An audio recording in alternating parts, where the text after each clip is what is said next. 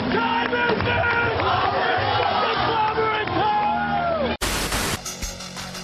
am EC3. I am a man. This guy continues and continues to amaze me.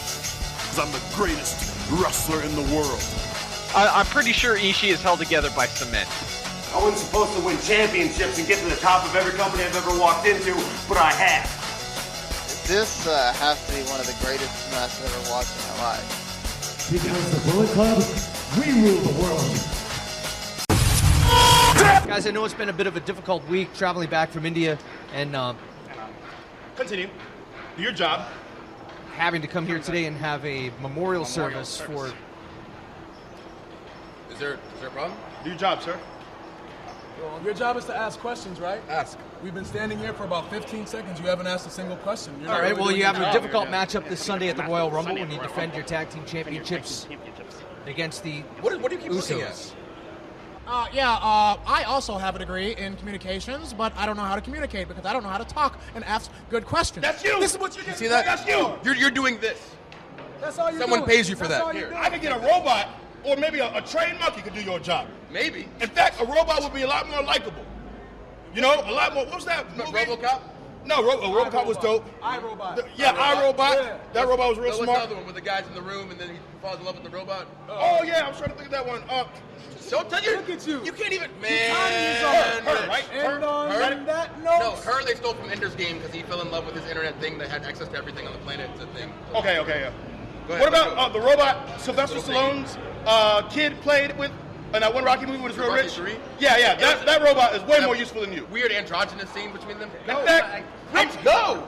I will make a list of my top 10 favorite robots, and I guarantee you that every single one of those robots could do your job way better and would be way more likable. way more likable.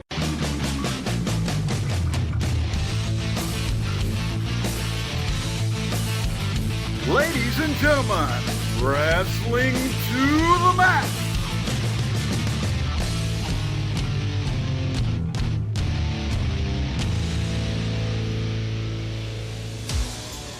And your hosts, Gary Vaughn, Sean Garmer, and Paul Deezer.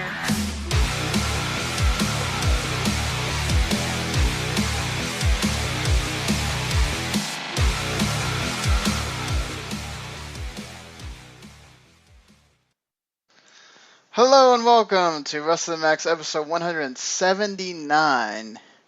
And this is my opportunity to let you know that we are, of course, a presentation of the W2M Network, and we are partnered with LastWordOnSports.com and ForMania.com.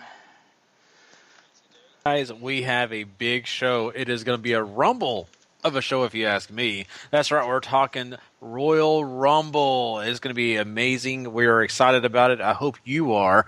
Plus, we got some other big things we're going to cover in this show as well. We're going to talk about JR joining a commentary team. It's not WWE, but another company has him. Plus, we got Sonny in a new movie. I don't know if you're going to check it out, but we'll find out later when we talk about it. And, other big news, maybe the Hall of Fame got leaked. Yeah, that's right. There's some names out there that have been circling around in a possible list. May have them all. So we'll give you all that great news and more. Plus, we're talking Monday Night Raw. That's right, the go-home show ready for Royal Rumble. Plus, we're also going to talk Ring of Honor and TNA Impact and some big things that happen on that show. Of course, a champion crowned or maybe someone retained a championship. We'll talk about that. Plus, guys, we're going to crown a Superstar of the Week. And the Observer Awards are out. So you don't want to miss that. We're going to also talk Observer Awards this week. So full show. I am looking forward to every segment because each one of them are really actually very interesting this week. But guys, before we start the show and get all the wrestling talk going, let's stop and take a minute. I have to tell you guys, there are certain vices that I have. I of course, I'm a big football fan. I like a lot of other things. I've talked about it in this show, but there's one thing that I've been recently doing, and that is, kind of starting my own DJ thing. I just really like it. It's a lot of fun. I like to kind of have a good time doing that. I've done some events here and there, but I've kind of upgraded my system a little bit. I got some brand new speakers I'm very excited about. Man, I can't tell you.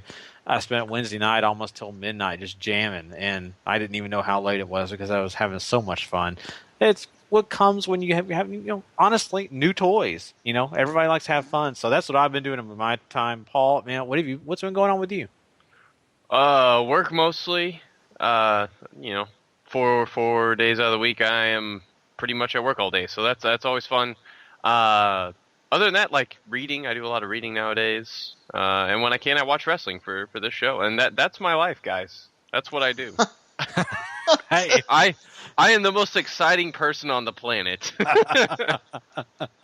That's beautiful, though, Paul. I mean, you got a lot, of at least intelligent things going on. I am just jamming out to Journey and, Master P. Can't go wrong with Journey. Yeah, just, even trying to get to figuring out why I kind of like this Justin Bieber song for some crappy reason. You don't like that Sorry Wait, song? which one is it? Oh, Sorry? Sorry. It's catchy. I'm sorry. It's not even him. It's the beat. There's one on Rock Band that I can't remember right now. They just put on there like 3 weeks ago that I have that somehow I don't know why I like it too, but I like it. That's so weird about Justin Bieber. People hate on him, but then I dare you to listen to a song you don't know it's Justin Bieber and you'll nod your head. Yeah. Other than that Baby song that is his and it's terrible, there's other ones where he sounds like an adult and it's actually pretty good. Not gonna lie. It's embarrassing, but at the same time, it's like, you know what? I have to admit that the whoever's producing his music these days, good job. God, like him and One Direction. One Direction also have that thing where sometimes you'll listen to a song of theirs and go, "Wow, that's them." Okay. Yeah, I can go with that. What's going on with you though, Sean? This week has been, and I still got some stuff. I mean, this week has been. Just working, and I've actually had to watch a lot of wrestling because I had to go back and watch a bunch of stuff from last year to figure out my top 10 for the Voice of Wrestling they do their top 50 every year, so they basically have us vote on the top 10. This is my first year doing it, and then basically they do it in a descending order, kind of like what I did with the Game Awards. And then they, you have to write blurbs about all that stuff. So, man, I turned it in at 11:59 yesterday, right on the button deadline. So, doing that, then doing the Game Awards thing, I'm still doing that. And I'll be glad when I'm done with that and I can finally go back to just playing video games and doing other things that are a lot more fun. Yeah. Sean, I don't know how Sean does it, honestly, and the reason I say that is because every time I talk to Sean, he's working on another project, and he not only is he a producer for this show, he produces Wrestling Unwrapped with Harry and Patrick, and plus he also does the F2F show, Football to Football, and he does his own video game podcast, and you just do so much of podcasting, and you do a lot in written word. My God, you're always busy, but I commend you for it. Lots of great stuff have come out of it, and you know what? This show's been a beneficiary of it, and we definitely appreciate it, Sean. It really does not go unnoticed. So I feel bad sometimes because I wish, sometimes it makes it to where I can't spend a ton of time with my daughter, and I feel sometimes like, damn, if I didn't have to do all this stuff for certain things. Yeah. But I try to hang out with her as much as I can when I'm not having to do this stuff. It's just hard because like just trying to sometimes find time to take her to a park is difficult. Yeah, but you know what? It's a busy season right now for all this, but football season's ending. A lot of other stuff will slow down, and you'll be able to. I know it will come. So, but guys, man, we've got a lot to do tonight. A lot of great stuff, and I'm really looking forward to it. So why don't we go get this thing started, and let's go ahead and talk some quick hits. We'll be right back with that. Hold on. Oh, there we go. It's time for wrestling news. Quick hits.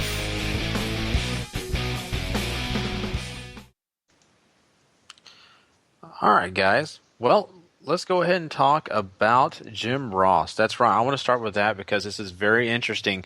He is joining Access TV and taking over Mauro Ranallo's spot on their New Japan show that comes on. And, I mean, to me, this is cool. I'm really excited about this. Not only has he talked about plenty of times wanting to do it, he's finally getting the opportunity. And I think a lot of us, kind of miss JR a little bit. So, Paul, I mean, what do you think about this? Is this a good thing? I think it's a interesting clash for somebody who wants to be challenged again. JR, as you know, obviously has been making his living announcing Western wrestling for the past, 30, 40 years. It feels like forever. Longer than we've been alive. Yeah. So, and he seemed comfortable announcing. He didn't seem comfortable announcing New Japan whenever we saw him at Wrestle Kingdom last year. So hopefully in a more taped environment, a more controlled environment, this will come off better. But I mean, you put a guy who's been doing it for so long back in the water again, it's not going to take him very long to get amazing at it once again. Yeah, it's like Paul said, it's like riding a bicycle, like doing anything else that you've done for so long. He knows what he's doing. He just has to get familiar with the names and stories. And once he gets all that down, you're going to be hearing JR just like we've always heard JR. If anything, I think this is going to be great for people that this is a voice that they've known. If you had an issue, and obviously you're going to have to deal with it now, Mauro's on SmackDown, but, if you felt like, okay, I can't get into New Japan, whatever, now you can point them to New Japan on Access whenever these start airing with JR and say, hey, there's Jim Ross, man. You heard him all the time during the 90s. He's calling those matches. And I think that will resonate with certain people that for some reason maybe just didn't get into it with Mauro or just didn't want to get into it all because it's New Japan, Mm-hmm. Yeah, the question I have, and sorry for my ignorance here, but this signing of JR, is that through Access TV or is that a New Japan? That is through Access TV. Kevin Kelly, actually, New Japan has now announced, or Kevin Kelly has announced himself. New Japan, obviously, they cater to Japanese audience, so they're not going to announce that. The Japanese people are not going to care. Kevin Kelly has announced that they do have a deal in place now to cover most of the big shows in English. They're not going to do New Beginning or New Japan Cup, but they will be back for Invasion Attack in April. Oh, cool. That's awesome. That's good news. I'm excited about that. Some of the big news we have today, and this is kind of a cool thing, I think, if you ask me. Daniel Bryan was once again cleared by another doctor, this time a UCLA doctor who is a neurologist. Is really, a big wig in that, category. And really, let's be honest, I mean, that's what they've been worried about is the brain, how many concussions he's had, and, those effects on his body and, of course, his mental state. So that's why WWE's been really, worried about clearing him. Of course, we know that their main doctor has not cleared him, and that's the next thing they're looking for to seeing if he will clear him. So, Sean, looking at this, I mean, do you think there's any shot that Daniel Bryan is cleared by this? I feel like Dr. Moore. I mean, what's his name? I can't remember. I mean, listen, all they have to do is have one of their doctors that follow around with them to clear him. That's all they got to do. Okay. He doesn't have to be cleared by Maroon or whoever the hell is their main doctor right now. All he has to do is be cleared by one of the doctors that go around with them at the events, and they can do that on purpose right before the Royal Rumble starts so that nobody can ever report out that Daniel Bryan's going to show up. That way nobody can really get upset when he gets knocked out because you didn't know he was going to be in there anyway. I mean, they need surprises really bad because it still looks like a lot of this Rumble is going to be filled by people that we do not care about and that we know have no chance to win this thing now that's for the title. So, yes, you're going to... And I really think, we'll talk about it later, but I have a feeling that Triple H, if he shows up, is going to be something devious. It's not going to be the way we think it's going to be. So Daniel Bryan might be one of those big things, but the weird thing is, do you do AJ and Daniel Bryan in the same Rumble? Yes. And that is simply so you keep people interested and glued to that network, to that pay-per-view, to that TV screen. However the heck these people are watching it, you want them there. AJ Styles, Daniel Bryan, same show. I think the internet might break, guys, and I think that's what they want. Well, mostly so they don't have to hear us complain the next day. If Nakamura's not showing up before WrestleMania, that's got to be a WrestleMania match right there then. Yeah, definitely. I mean, this is going to be interesting. I mean, you bring up some good points here, Sean, about Daniel Bryan possibly sneaking into that Royal Rumble without anybody knowing because of maybe some clearance that we weren't aware of. But I just think this speaks a lot for what's going to happen with the future of talent and, of course, with injuries like this, concussion situations. We've seen Paige be out for a while because of concussion. Plenty of other superstars out with concussions. And Daniel Bryan has been the centerpiece of this because of the severity of his concussions, the multiple concussions he's had. So if this does happen, they do clear him. I think this is a huge story. I think it'll also be something you'll see featured not only through WWE, but I think on SportsCenter because of what's going on here, the storylines it's followed.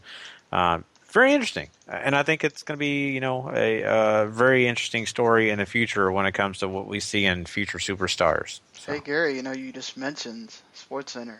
There was somebody else that was on SportsCenter this week. That's right. You're correct there, and thank you for that transition, Sean. Lucha Underground. That you wouldn't believe it, but that's true. Lucha Underground, was at SportsCenter because of the fact that they've got a connection going on, and of course that kind of helps them promote their second season, which I'm looking forward to. And Sean, I mean, did you get a chance to watch this? Because I didn't. I did not. I saw the picture that was posted on the group. Later on, the Observer, Meltzer was talking about that they're going to do a piece on Lucha Underground to help them promote their second season, like you said. It's one of those things that airs on that Los Angeles Live Sports Center, and then they don't re-air it. So, yeah. I think this is awesome, Paul. I mean, this is great promotion, and not only that, I mean, for a promotion that's so different than all the other ones, I think that's going to be great that they get their name out there. I absolutely agree. This is a great little beginning of a success story that hopefully will lead to season 2 topping season 1 somehow, some way. But I mean, it's like a little engine that could. It could be so much more.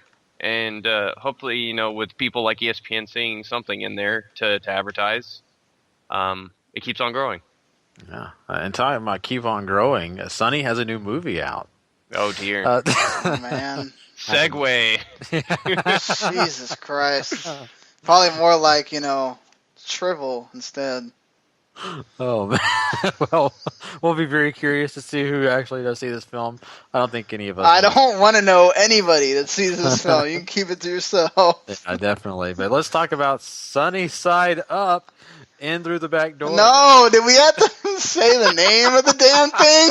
Like, just in seriously. Case. Oh, my God. People want to know about this. We talked about last week. I can't even talk now. I'm so discombobulated.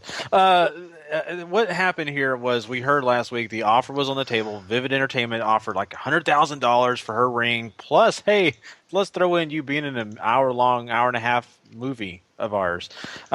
She opted to not sell the ring to them, but she did opt in for a bigger payday than $100,000. That's a lot of money, but she had to have more. So I don't know the exact number. I did not see the exact number, but we do know it's way more than that. And she got to keep her ring, and she's going to keep her ring because she took it off auction. So I think that's a positive thing out of all of this. But the one thing I have to ask you, Paul, is she's already in the Hall of Fame, so they can't deny her that.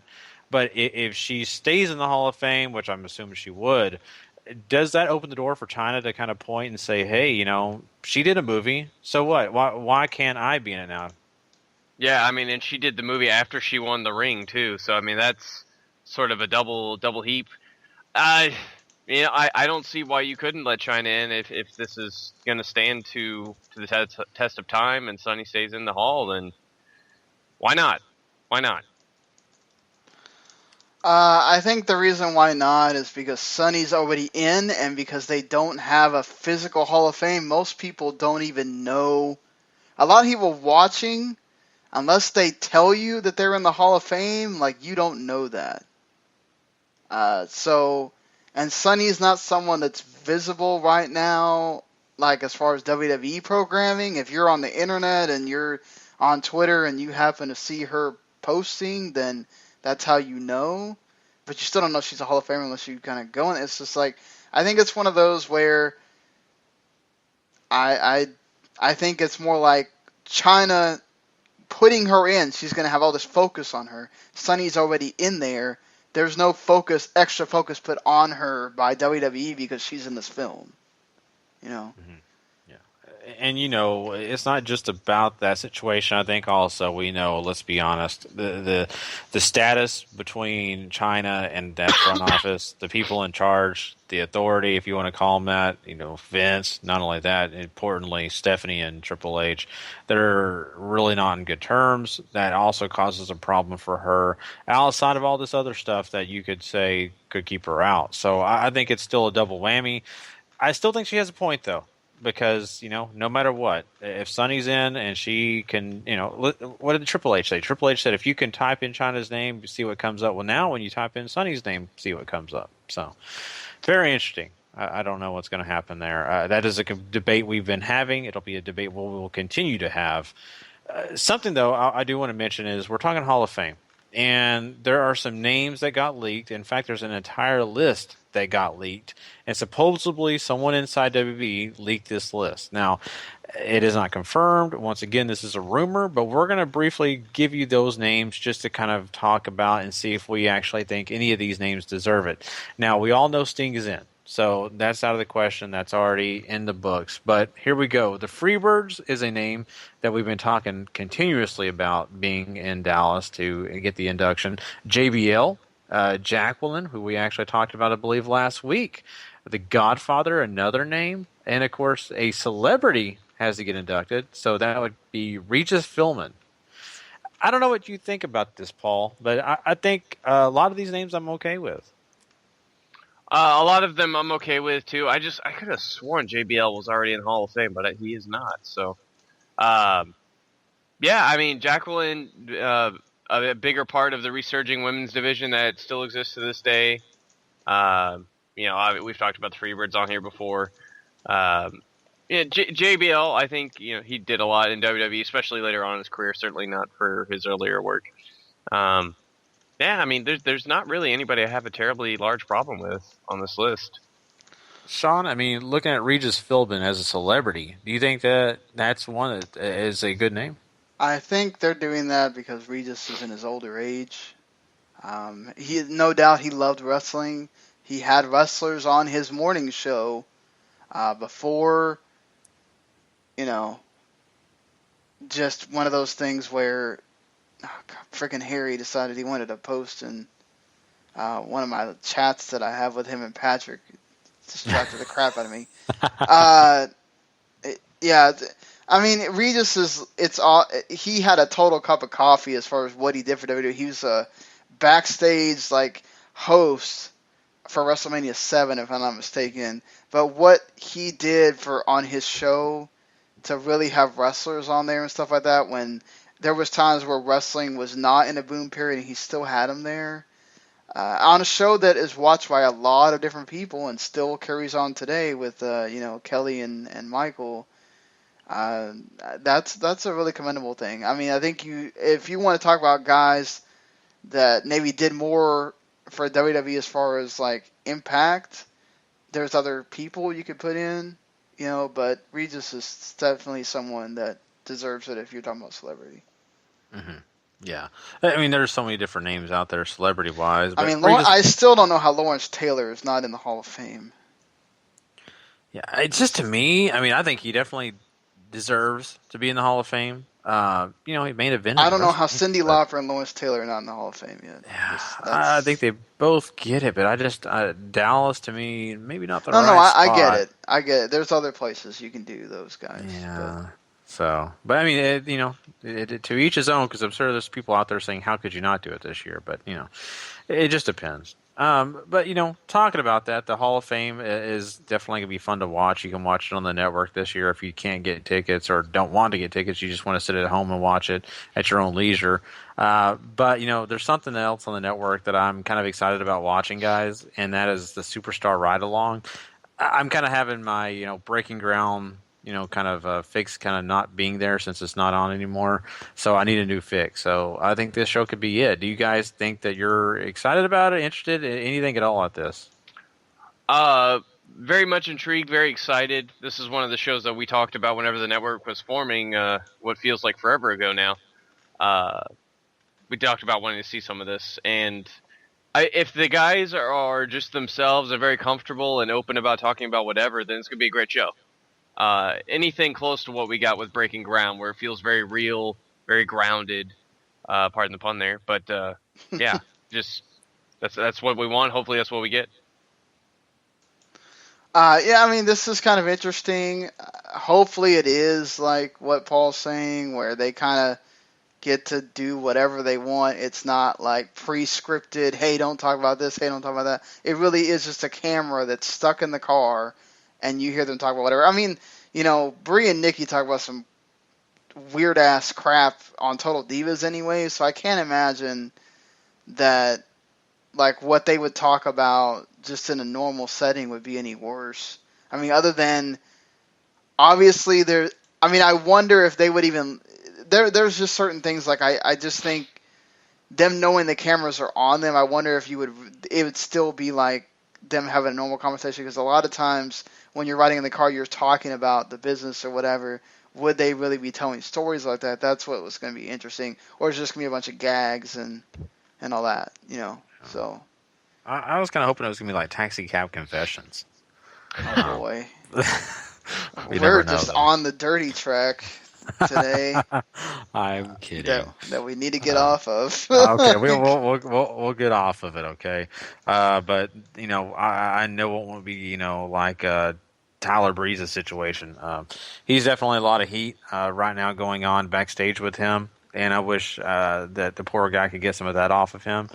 But we'll see what happens. But here's the story. Apparently, he asked to leave an event early because I guess he had other plans or he had to get home. I don't know what happened here, but he wanted to leave early, and the officials backstage did not like that at all. They said, you're just now arriving here, and you're already asking to get out. Why are you wanting to leave early? Shouldn't you be here learning? I'm sure is what they were thinking. All those other things that come with it. So anyway, they felt it was a disrespect to the business. Is this just a nail in the coffin for Tyler Breeze, Paul? I mean, we already know Vince doesn't like him. Vince not liking you obviously doesn't help. Catching heat hurts even more. And then, they already didn't look like they had a lot for him. And, you could say there's always NXT. I'm sure he doesn't want to go back there, making it to the main show. But if there's nothing for you there and you're starting to catch all this stuff, you're either looking at the door or looking at permanently being part of NXT. The thing is with this, I don't understand why. I mean, I get part of it is because there was people that didn't know, and I think the wrong people didn't know, and that might be what the deal is. And again, these are reports. We don't know for sure if this is what happened or whatever, but, this is the kind of thing, and along with something else we're going to talk about, I'm sure, somewhere really close to right now, with the Josh thing, why are you... This is not like a regular job. You don't just leave. You leave when all the other talent leave, unless it's like a family emergency, and maybe that's what it was. You don't, just leave. So it's always the thing of you're always back there doing something. You're learning something, especially somebody like Tyler Breeze.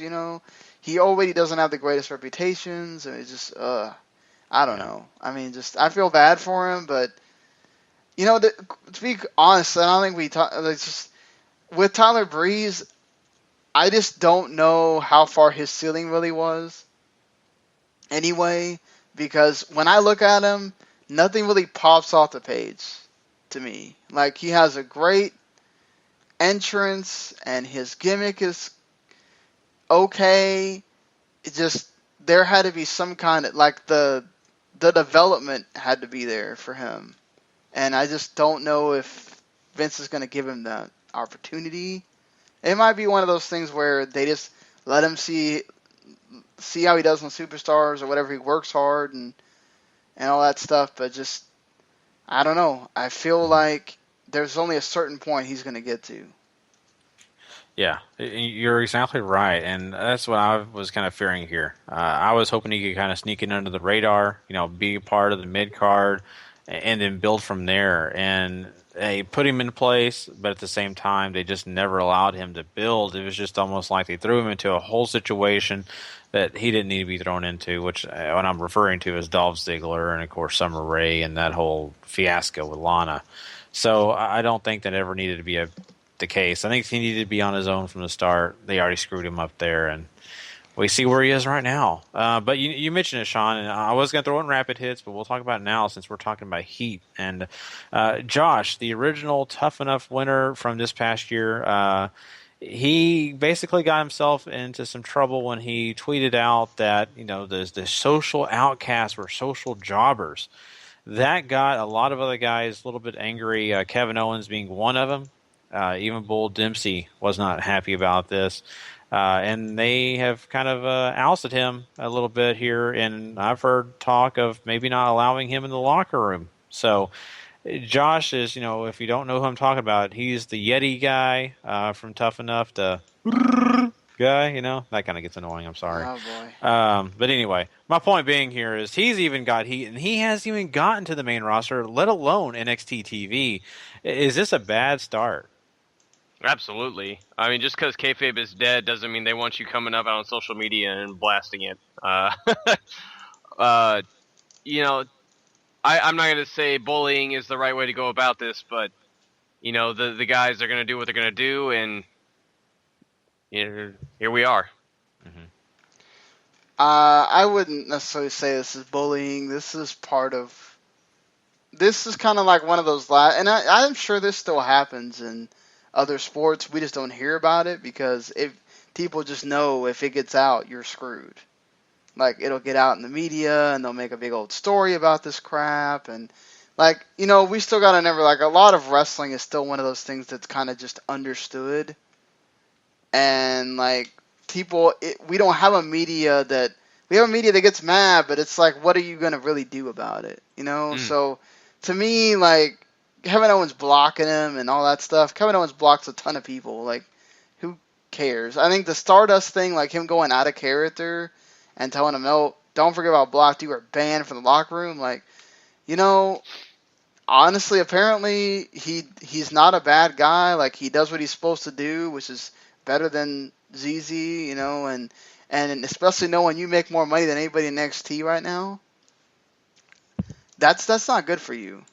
I kind of get it. You just don't go on social media and that would be like what I said in the group responding to this.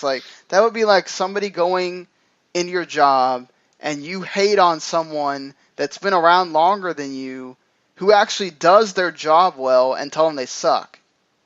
And then expect that no one at your job is going to defend them. That's dumb. You don't do that. Except you're just going to get major attention for this, and it's going to be worse. And we already know how Vince is about if you get heat in the locker room and some of the guys start talking and they don't like something, he normally sides with them. Mm-hmm. So. Yeah, you're right. And that could definitely be a hitch in his giddy-up, let's be honest, because this guy – just now growing, just now getting an opportunity, probably to get close to even being on TV. That could definitely keep him off TV, keep him in a situation where it's going to take him longer to get to where he wants to be. So not good for him. Hopefully he can do his apologies and all that and get back to good graces. All right, guys. Well, we got to do some rapid hits. We got a lot of news topics. We're going to just throw these out there. I'll talk about the news story. You just talk about what you think, and we'll move on. Here we go. Let's start this thing out. Let's talk about the fact that WWE is doing their own apologizing. That's right. They're doing it to India. Apparently, in 1998, they had Kurt Angle blowing his nose in an Indian flag that offended people. Now they're asking for apologies. They got it this week. What do you think? Wow. That's really late. Yeah. Yes, it is. That's all I got. Like, Yeah. Like, wow. Like, seriously, why? A group got it, apparently. A certain group found out about it, WB coming over, and they decided, hey, you know what would be fun? Let's throw a protest. And apparently a lot of the wrestlers in India were the instigators here, so I think they wanted their own attention.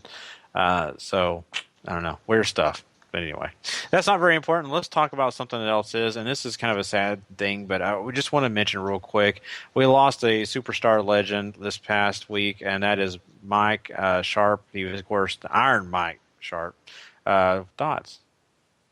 Iron Mike Sharp was a guy I saw on my television for a very long time, and it wasn't because he was a big superstar or anything like that. He was a jobber on WWE for a good long time. And when he wasn't there, he worked in a lot of other places, including New Japan. A very good worker. I've heard nothing but wonderful things about the gentleman. So, deepest respects to his family, and hope he's in a better place. Hey, some people in Canada consider him their greatest athlete. And it just, he was actually one of the more better known jobbers. I mean, we're talking about him, right? I mean, like, WWE didn't even really say anything about him, which is kind of sad. I mean, they spent more time talking about Lemmy than they did about one of their own performers. Yeah, he wasn't a star, but he worked for you, and he worked hard for you. Just sucks to hear about that. He's still kind of young, Let's talk about something else that's kind of interesting here. Vince McMahon is trying to talk HBK. That's right, Shawn Michaels, and being a part of the Royal Rumble. Oh, boy. I mean, why not? Why not at this point? We're down a lot of people on your roster. There's a lot of open spots. I imagine you're already going to have a couple guys working double duty. Why not HBK?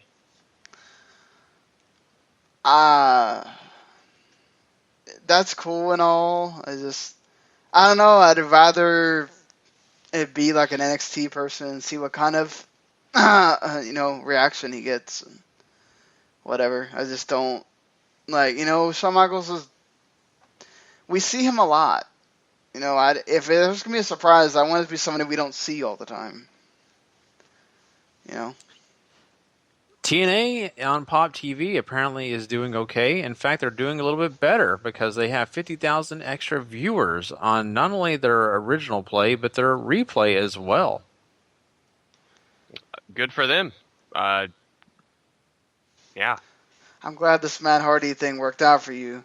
I don't know that it works out, short I think term. the true test is this next week. Yeah, this short-term thing, not going to be a long-term gain, I think. Titus O'Neil as a singles competitor. Apparently, WWE may be done with Darren Young and Titus O'Neil together. I mean, that sucks because I think Primetime Players are a great team, but if they got nothing for them, they got nothing for them, and Titus O'Neil, I think, brings a lot to the singles game if they decide to do something with him other than this redundant Stardust feud. Yeah, I really hope this means Titus is going to go somewhere. Every time they've tried to do something singles with him, it's either been a dumb gimmick or he doesn't get out of this feud. He wrestled Stardust again on SmackDown. It's just like, come on.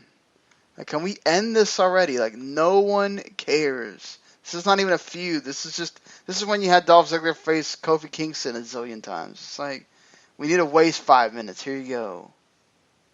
Austin Aries joining NXT. Great news for NXT, great news for Austin Aries. Honestly, if you're anywhere below WWE, this is where you want to get to first. NXT is riding a high. I'd give my right kidney to be in NXT right now, to be honest with you. Paul said it best with the right kidney thing. This is cool for Austin Aries. It'd be really awesome to see him. He has a lot of good matches he can have with people in there. It's people he knows. So it's going to be interesting. And this is not a quick hit, but I just got to ask a question, Paul. Have you got a chance to watch the Road Dogg on JBL's Legend Show? I have not. Okay, Sean has not either. We talked pre-show about that. Just let anybody know, if you're interested in watching this show, it's definitely a good show. We talked about Superstar Ride Along. I did get a chance to check it out. But, I mean, it's very interesting. I wasn't sold that I wanted to watch the Bischoff show. I might now after seeing that. But just want to throw that out there for anybody who's interested in watching that. The Road Dogg is very interesting. So what is some of the stuff he talks about so that people can... Well, the Road Dogg gets into his substance abuse, those kind of normal things that you would hear in an interview. But what I loved about hearing was his time in the military, spending time in the First Iraq War. You get a chance to hear him talk about his personal relationship with Billy Gunn. It wasn't always peachy creamy. And there's also... you're thinking of the creamy part. I know it's just terrible. So anyway, yeah, just because he was, the ass man doesn't mean you want to talk about that. Anyway, let's go ahead and talk about the fact that he also gets into his personal relationship with his family and his mom, and he almost breaks down crying. So there's a lot of good stuff in there. If you've heard him before, which I haven't heard Billy Gunn on the mind, Road Dogg talk a lot on interviews. I have not heard a lot of that. It's cool to hear him. He even gives his ideas about what he thinks of Vince Russo and things like that, if you're curious. So a definite watch if you ask me personally. So, all right, guys. Well, that is Quick Hits. We appreciate you holding on with us. We had a lot this week, but a lot of interesting nuggets of information. So we're going to move on, though. It is time for us to talk about Monday Night Raw, because we got to talk Royal Rumble. We can't talk Royal Rumble until we get into some information we need to talk about at Monday Night Raw. We'll have that next.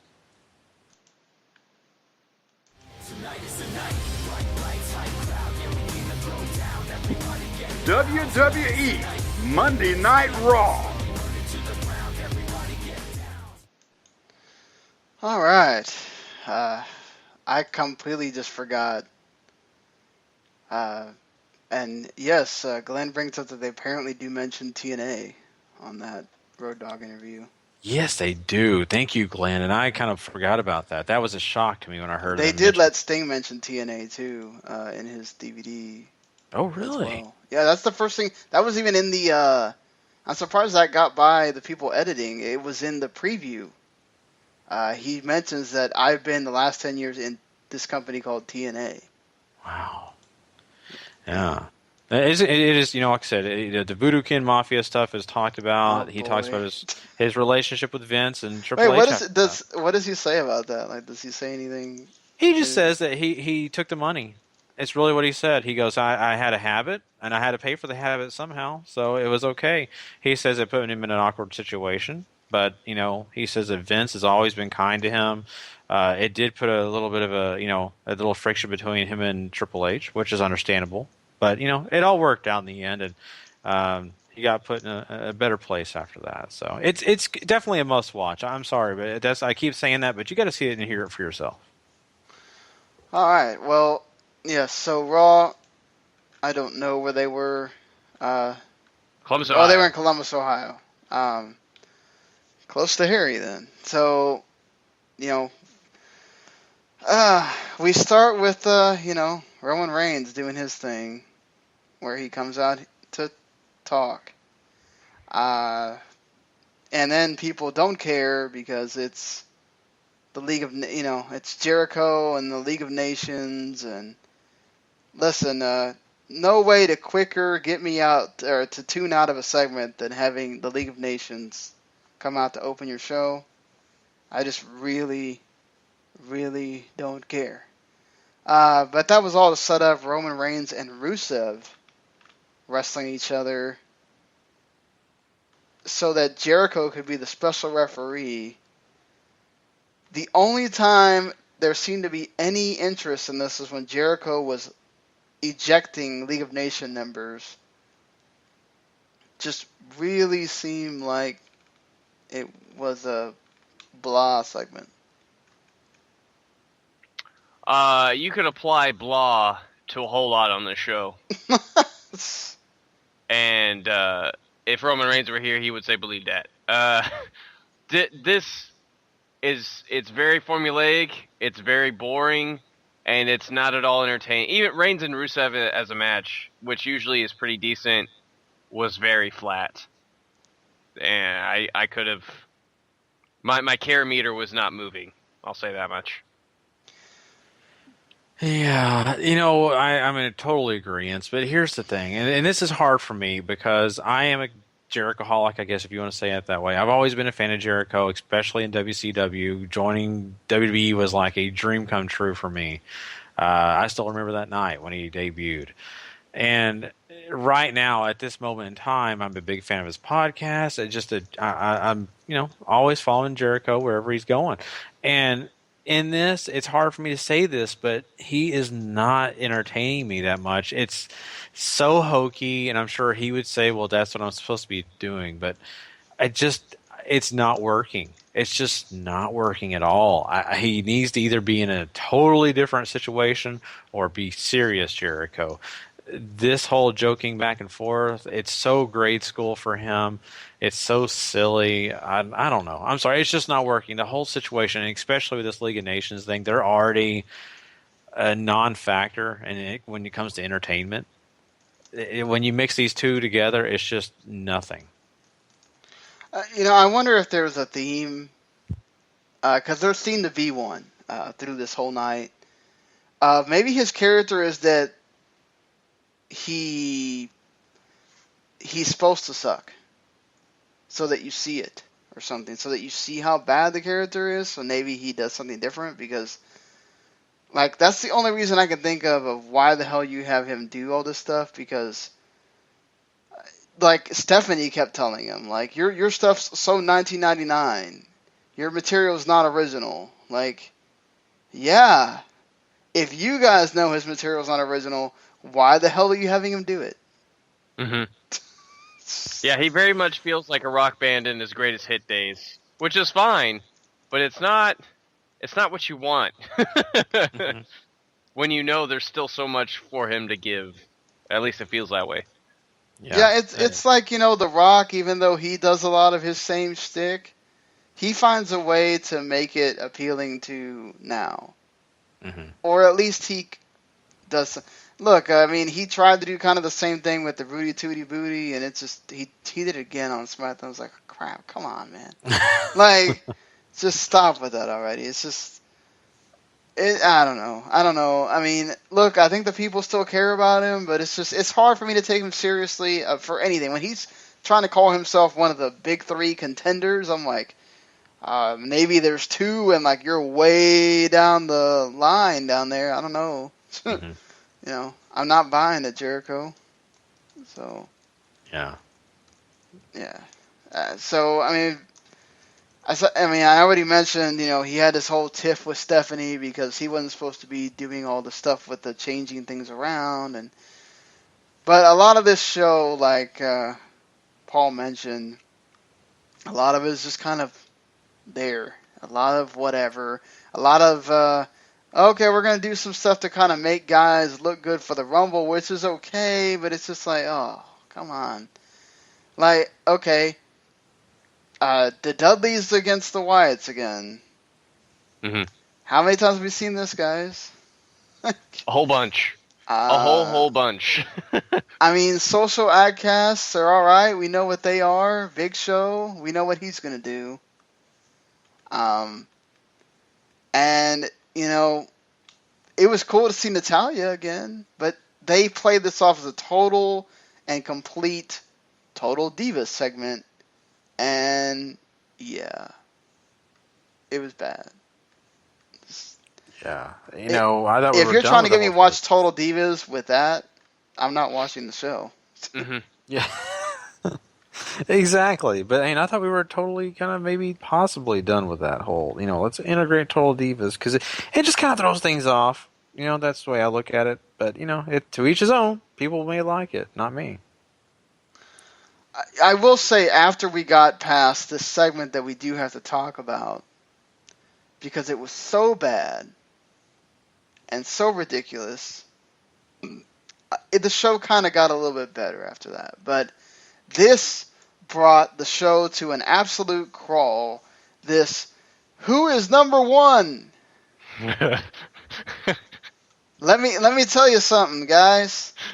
Go back and watch a Raw from it's somewhere in December or January of 98 to 99, leading up to the 1999 Royal Rumble, which is the one that Vince McMahon wins, and he lets you know that. They do this same segment, and it is somehow much, much more entertaining than this pile of crap. Look, you don't do the joke 20 times. You do the joke one time, and it's maybe funny. You ruined it after about the... Okay, this guy that has veins coming out of his muscles cannot twist a plastic ball. I mean, did anybody else think that was stupid? I mean, that's number one. Like, Stephanie even has to make a joke to the McMahon's Millions because she knows the audience is about to just die here. Like, I mean, this is so hilariously bad that it had to be on purpose. It had to be on purpose because they knew the show could only go up from how terrible the segment was. Because it could not have been planned this way. It couldn't have. It's just like, okay, we get it. You're trying to prove it's not rigged. Okay, so you do it a second time.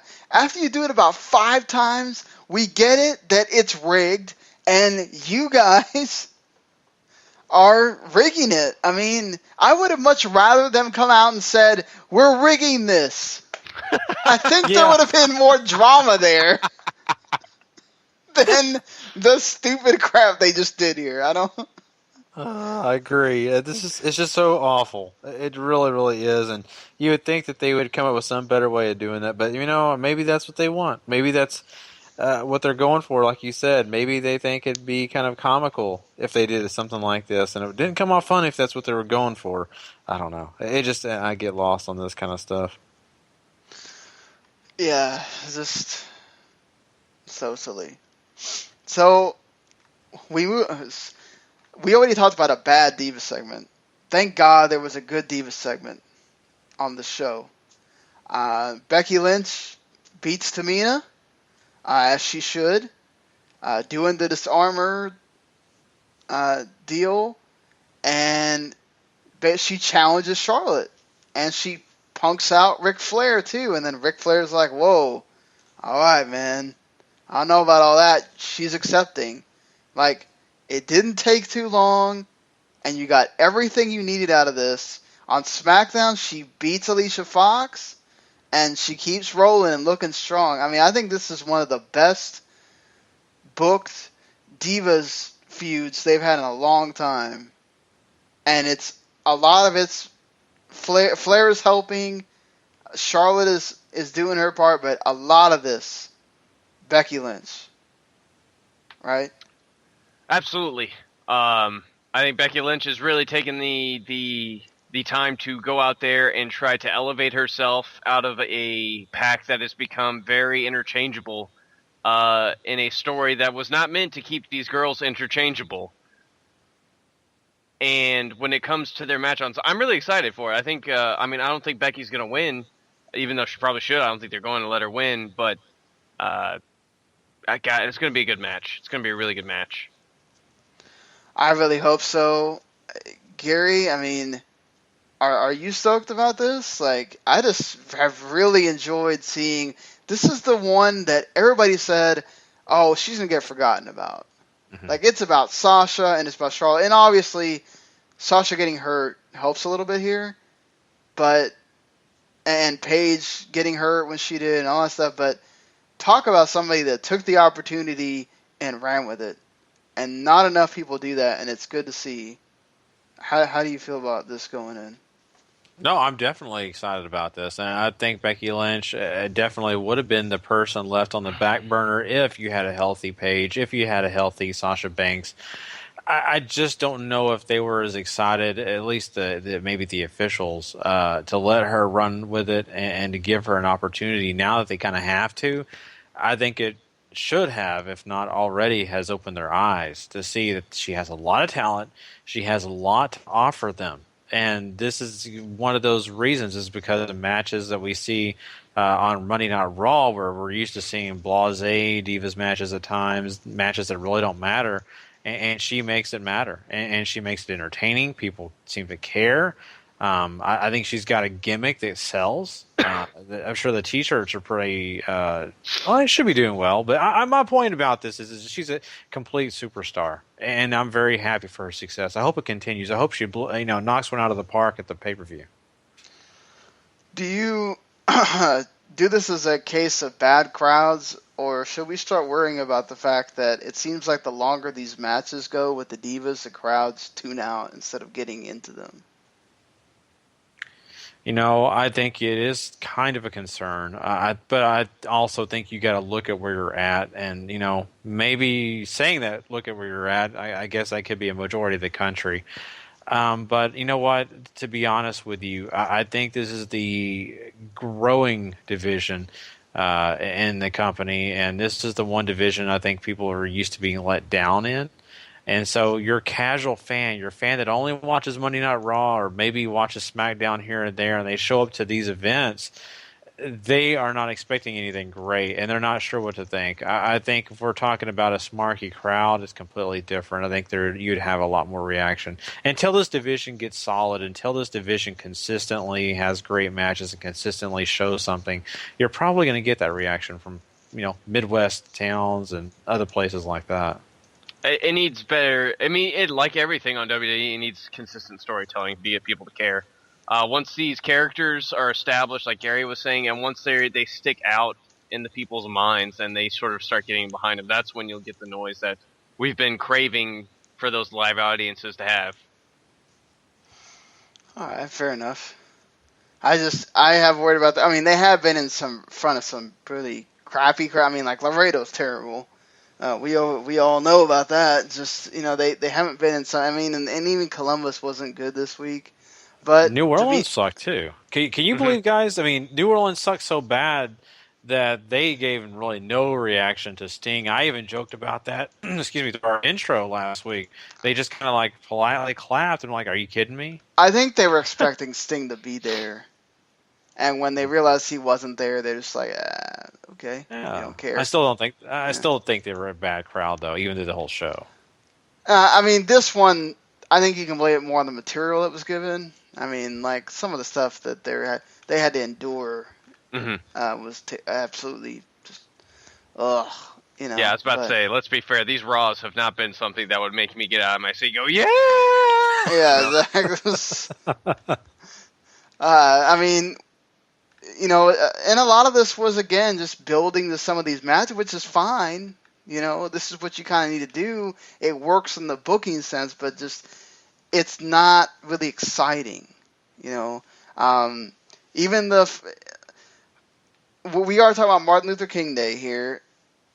What did you guys think about that segment in the back where it's like Mark Henry Truth and Titus O'Neil, and they're all like, yeah, man, we live in the dream, whatever, and then randomly, here comes Neville. It's just like, oh, wait, we gotta have a white guy in here. Like, I don't know. It just seemed weird. Oh, man. It was kind of awkward, but at the same point, kind of comical. And it's just so funny to see these guys, and then all of a sudden you got little old Neville over there. It's I was like, oh, wait, are we doing Nation of Domination again? I know. It's like, he wants to be a part of this, man. Neville could play the Owen Hart character. Maybe he just took a turn down the wrong hole, guys. We don't know. I think it was more to like show integration for the, you have white and black people together. It's the whole point of the Martin Luther King, whatever. Just weird way to do it. Something that certainly, how great How many times? I mean, I couldn't stop laughing during the Francesca Memorial segment. The fact that they would do this even. It's just, I was like, wow, they're really doing this. They're doing a memorial for the damn trombone. This is a segment that just brings a big dark cloud to the show because this is a sad day, guys. We've lost Francesca, a dear friend of the show. She brought a certain music to the air, and God, I'm just gonna miss her. I miss her so much. I'm already choked up about it. Yeah, man, I got some tears forming over here.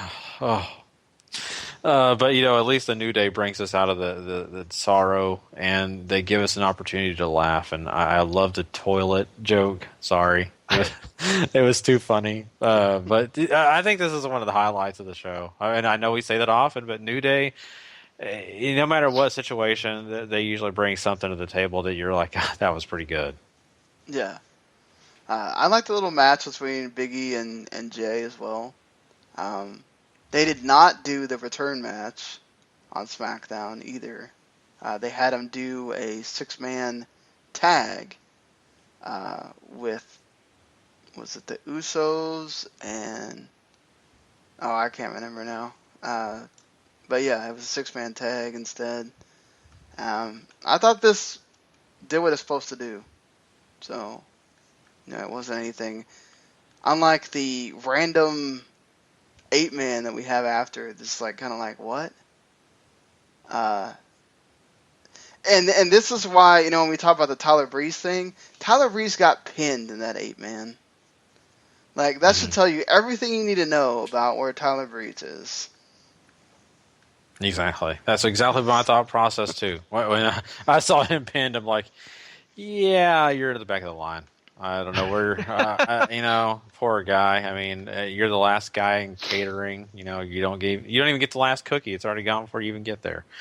So this poor guy. Not the last cookie even. I know. Darn it. But anyway, I mean, I feel so bad, but at the same point, there's proof in the pudding right there for you.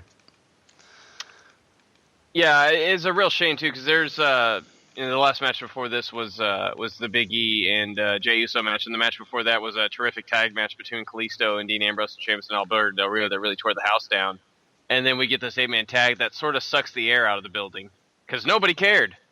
Nobody cares about any of these guys. So except for Neville, and it's just it's like, okay, well, random tag team time. No, just this stuff doesn't work. I get that they wanted the cooldown before the main event, but so we have this the main event segment, which features Roman Reigns, Brock, Jericho. It's supposed to have the 3 contenders in the Rumble, along with Paul Heyman. I liked the Heyman and Jericho stuff at the beginning. I don't think it gave you what you wanted. And then you have the Wyatts coming out and standing tall. The Wyatts also stood tall on SmackDown, taking out Roman Reigns. My process in this is WWE knows that I think everybody and their mother has this pegged as it's either Brock Lesnar or Roman Reigns. If you're not one of those smarky fans that obviously probably knows Triple H is showing up in some form or fashion, other than that, we don't really have anybody else that's a contender. So this is kind of like a last-ditch effort to have a contender in Bray Wyatt. Do you think this works, or do you think it's a little bit too late? I think it's a little wait. Oh, it's a little wait. Wow, I can talk. It's a little late, but it's also I think it does enough because not only is Wyatt's got the entire family in there with him. There's a big story you could build up around the show, at the show with that whole thing going through the whole Rumble. So there's something there to work with. I just don't know how many people are really going to care. That being said, everybody in this final segment I don't think has a shot of winning the championship. We'll look to that later. Yeah, Bray Wyatt's a guy that for a long time this guy has so much potential. This guy has he could reach all the goals he wants to reach. He can touch the moon, and then just after everything that he's been through, and not given the opportunity to do, we just question it. And is this the time? Is this something they're going to continue? A feud that they can start to really build upon him? I don't know. I'm not sold around it. Is it too late? I don't know if it's too late. But at the same point, is how much do the fans care anymore? And that's the biggest problem. They've kind of helped along the descension of what Bray Wyatt once was, and the care that people once had in him. So I don't know. It's going to be interesting to see.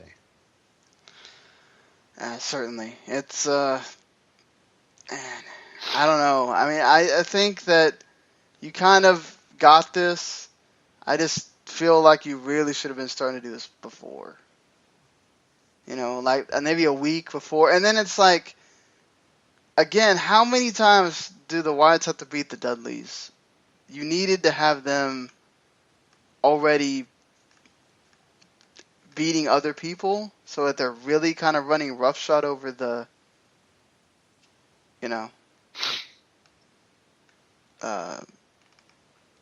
over the WWE, and it seems like they're really a threat. Because right now, I get what you're saying, but yeah, it's just, I don't know.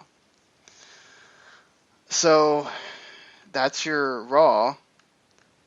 What would you guys rate this? I'm giving it. Oh man, I struggle. 4, 4.5.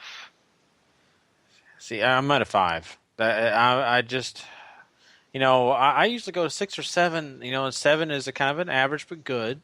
6 is kind of just very average. To me, this is a little below average. It was not great.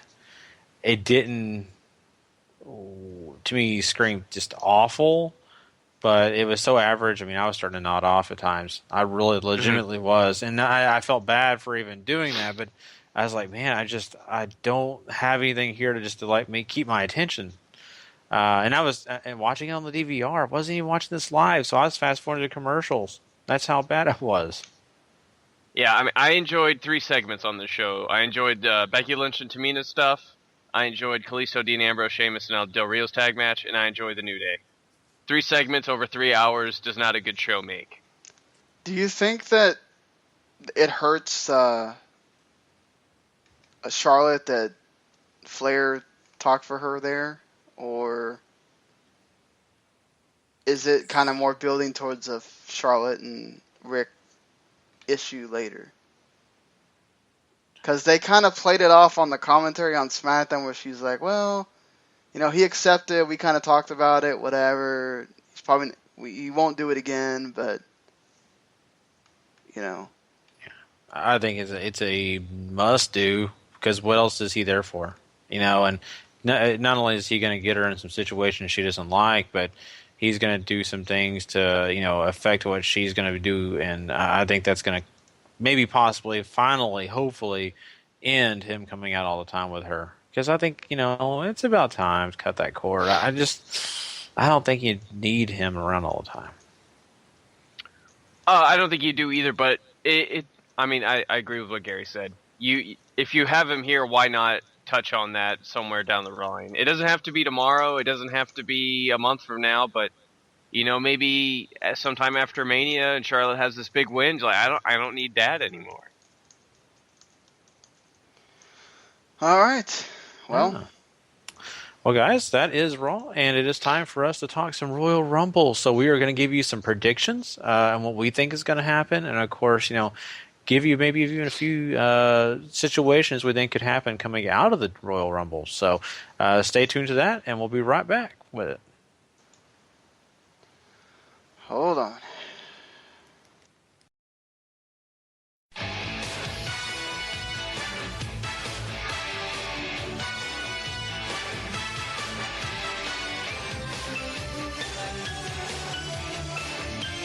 hold on. There you go.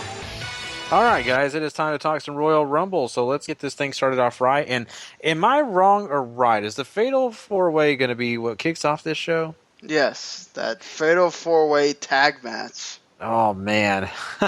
The Fatal 4-Way tag match with Darren Young teaming up with Damian Sandow, which I'm glad Sandow's there. But yeah, I was kind of surprised with that tag team. And then we had the Dudley Boys and the Ascension facing also another tag team I'm kind of finding interesting, Jack Swagger and Mark Henry together. So basically, this all comes down to who wants the 2 spots in the Rumble. Whoever wins gets those 2 spots. So who do you have winning this?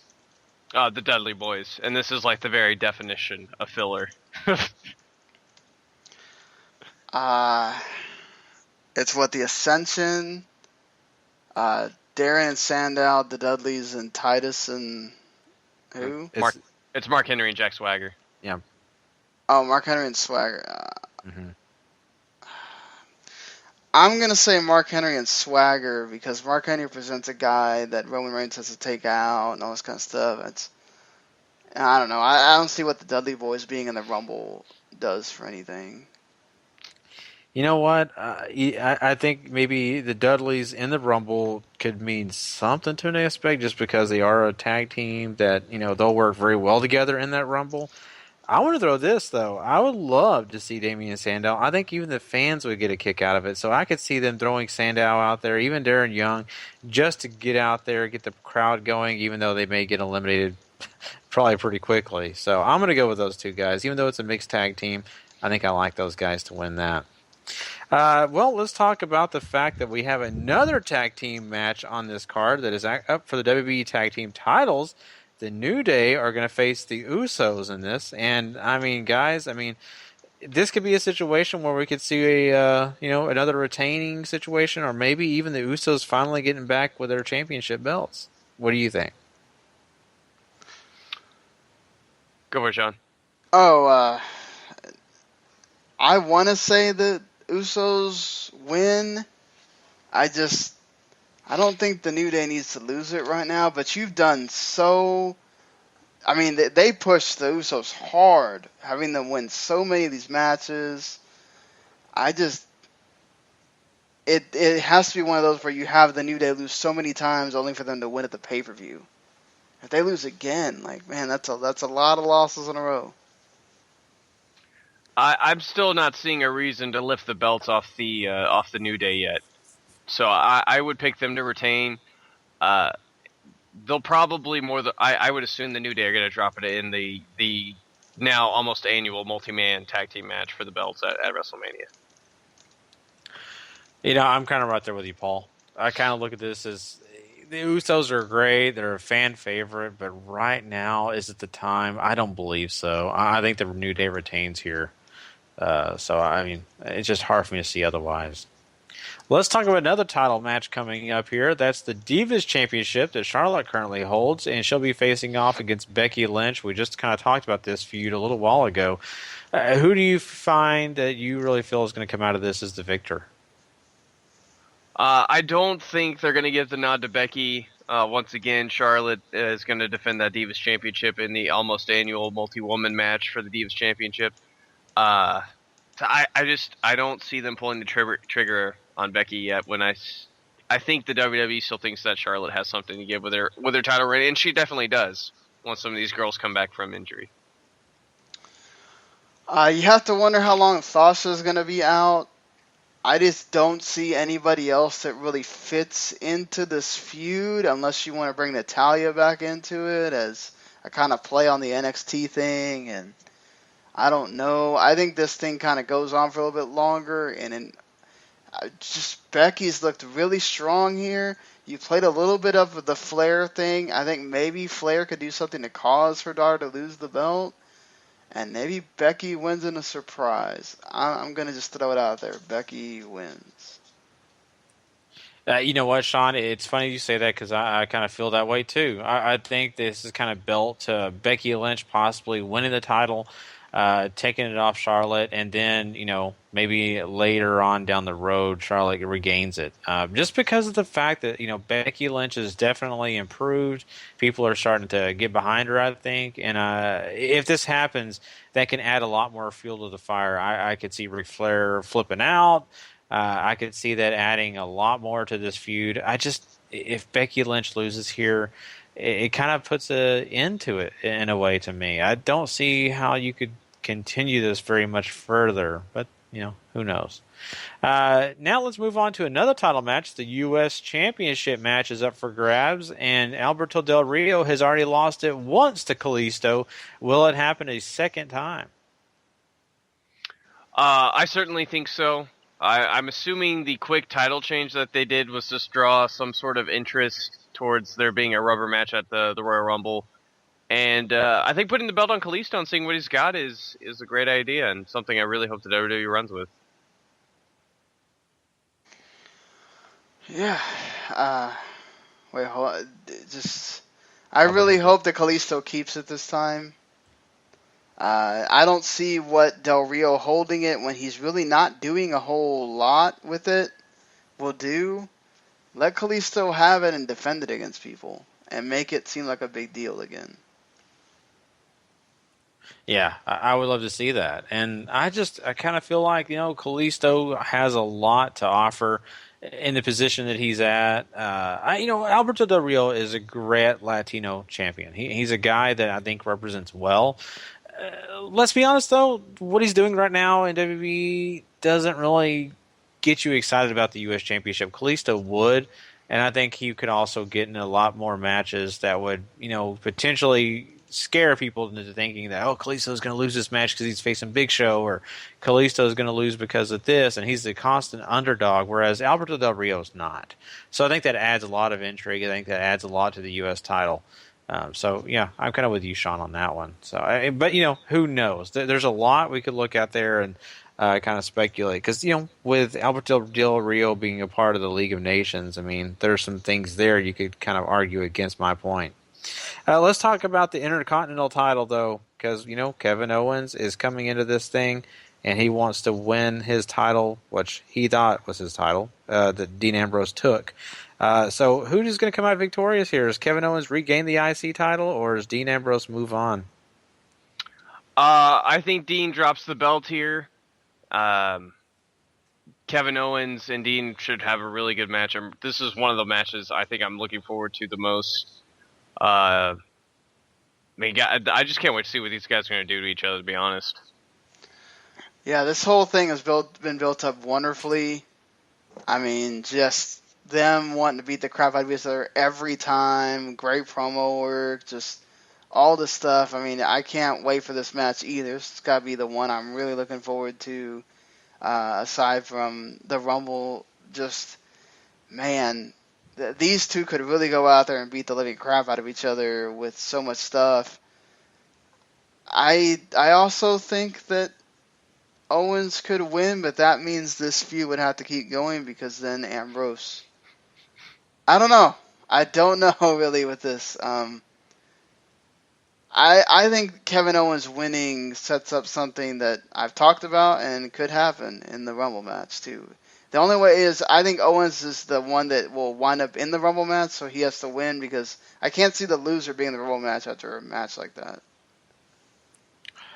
I don't know. I'm not sold that it would matter. I'm not sure. It is all about Roman Reigns. Right, all versus Roman Reigns. So having a friend in there, I don't see that helping. I don't see how they're gonna really want having a friend in there.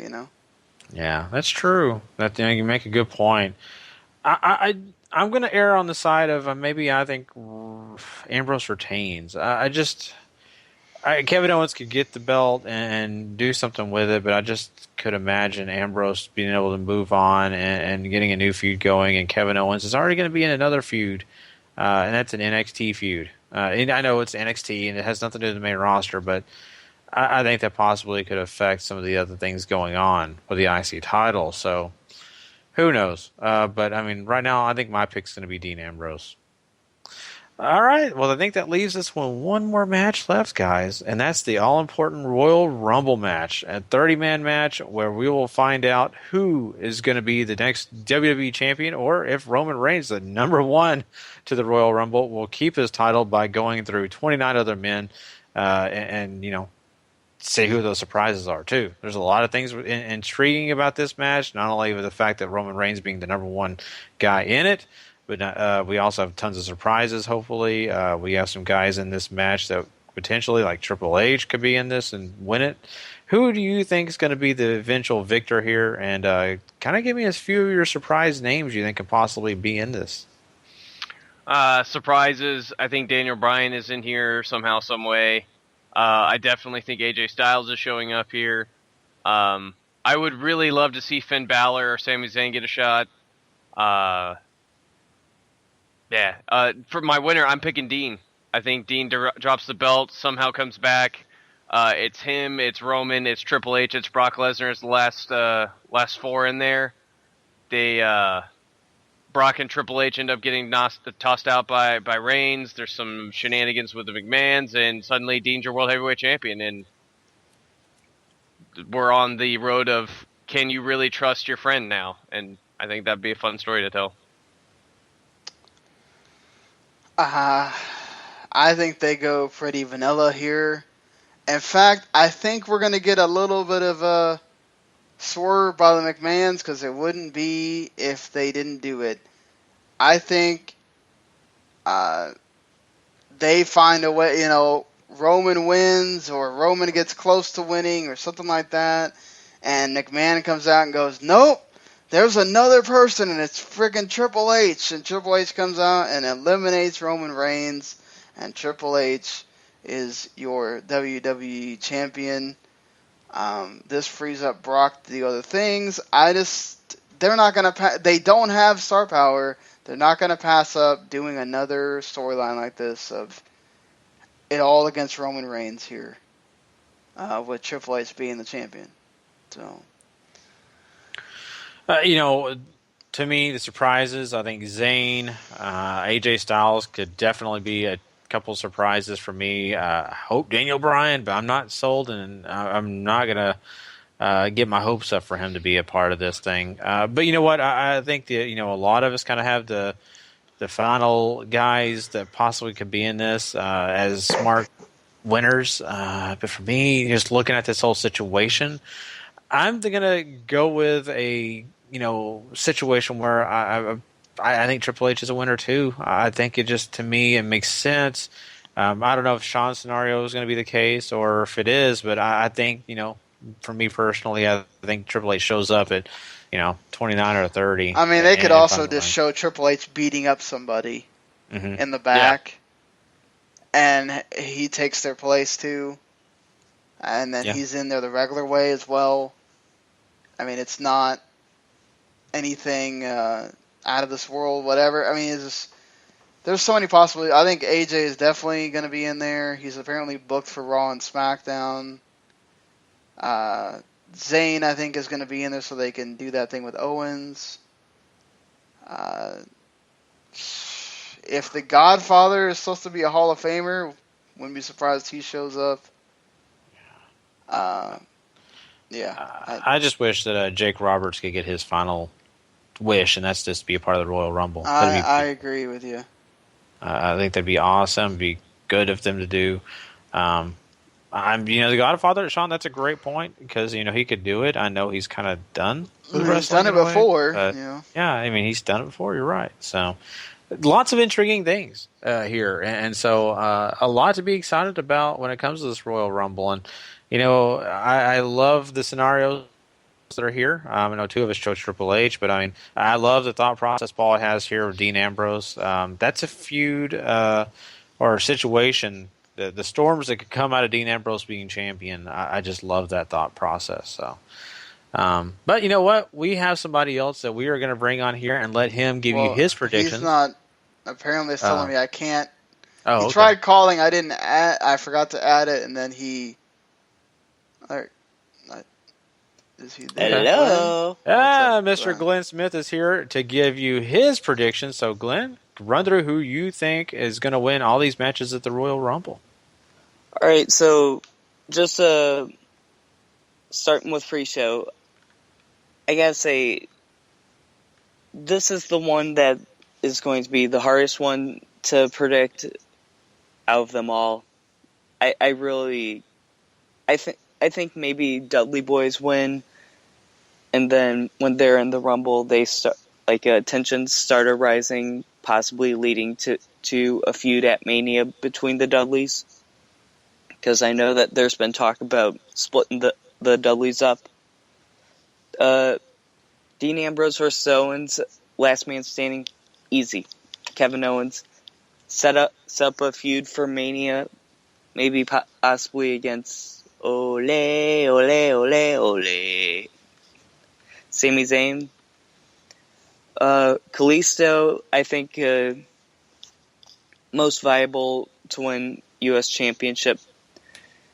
And for my money and for an old buddy of mine in Ireland, Keane, I'm picking his girl Becky Lynch for the new champ, and you gotta go with the New Day for the tag titles.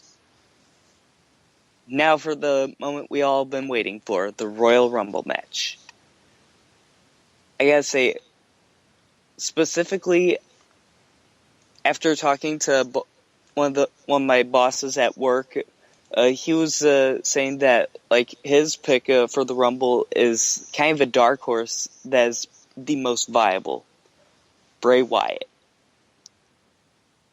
and you could have an epic main event, him Lesnar, him versus Roman, or whoever at Mania. Have a massive handicap match, all the Wyatt family members against the challenger. But for my money, I gotta say Roman or Lesnar.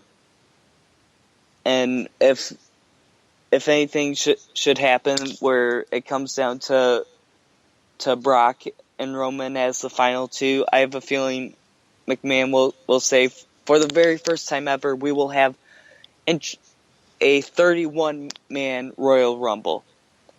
Out comes Triple H. And then shenanigans occurs. Either Brock tosses out Roman and Triple H voluntarily goes over the top rope, or tosses out both guys. But in terms of predictions for surprise entrants, based on what I've noticed as the trend from previous Rumbles, I usually chalk it up to about four surprise entrants. A debut NXT or in a very possible case for the Sunday, a non-NXT guy to debut, return from an injury, and a legend. Can't really pick who the legend could be. I mean, from the spectrum that they've had of who's been the surprise legend, can't really pick that one. For returning from injury, I think Daniel Bryan, he's a very good contender. I've been hearing word that at least two different people outside WWE have cleared him, and I could see a Sami Zayn or Finn Balor as the NXT guy, and AJ Styles debuting. I mean, that's kind of what I'm seeing. Awesome. Yeah, it sounds like you got a lot of picks here that I think that could be very, very true to what could happen. I'm looking forward to seeing if those do come true. All of us have some really interesting predictions here. So the one thing that I'm waiting to predict is the big match at WrestleMania 32 where Glenn faces off against the Rams owner. That's the one thing I want to see. Yeah. It shall be a Texas death match. No ropes, barbed wire, exploding boards, and all that fun stuff. Yeah. I would love to. We just want to give you our condolences to you for losing the Rams out of St. Louis. That's just a bummer. So, but man, Glenn, we appreciate you being on the show with us, man, and giving your predictions. Awesome. Not a problem. And oh, great! I just had something. Oh, now I remember. So, who are you guys thinking that this year's Warrior Award could be for the Hall of Fame? Oh boy. No, it seems to be like a random fan or what, right? Like, isn't that what they were?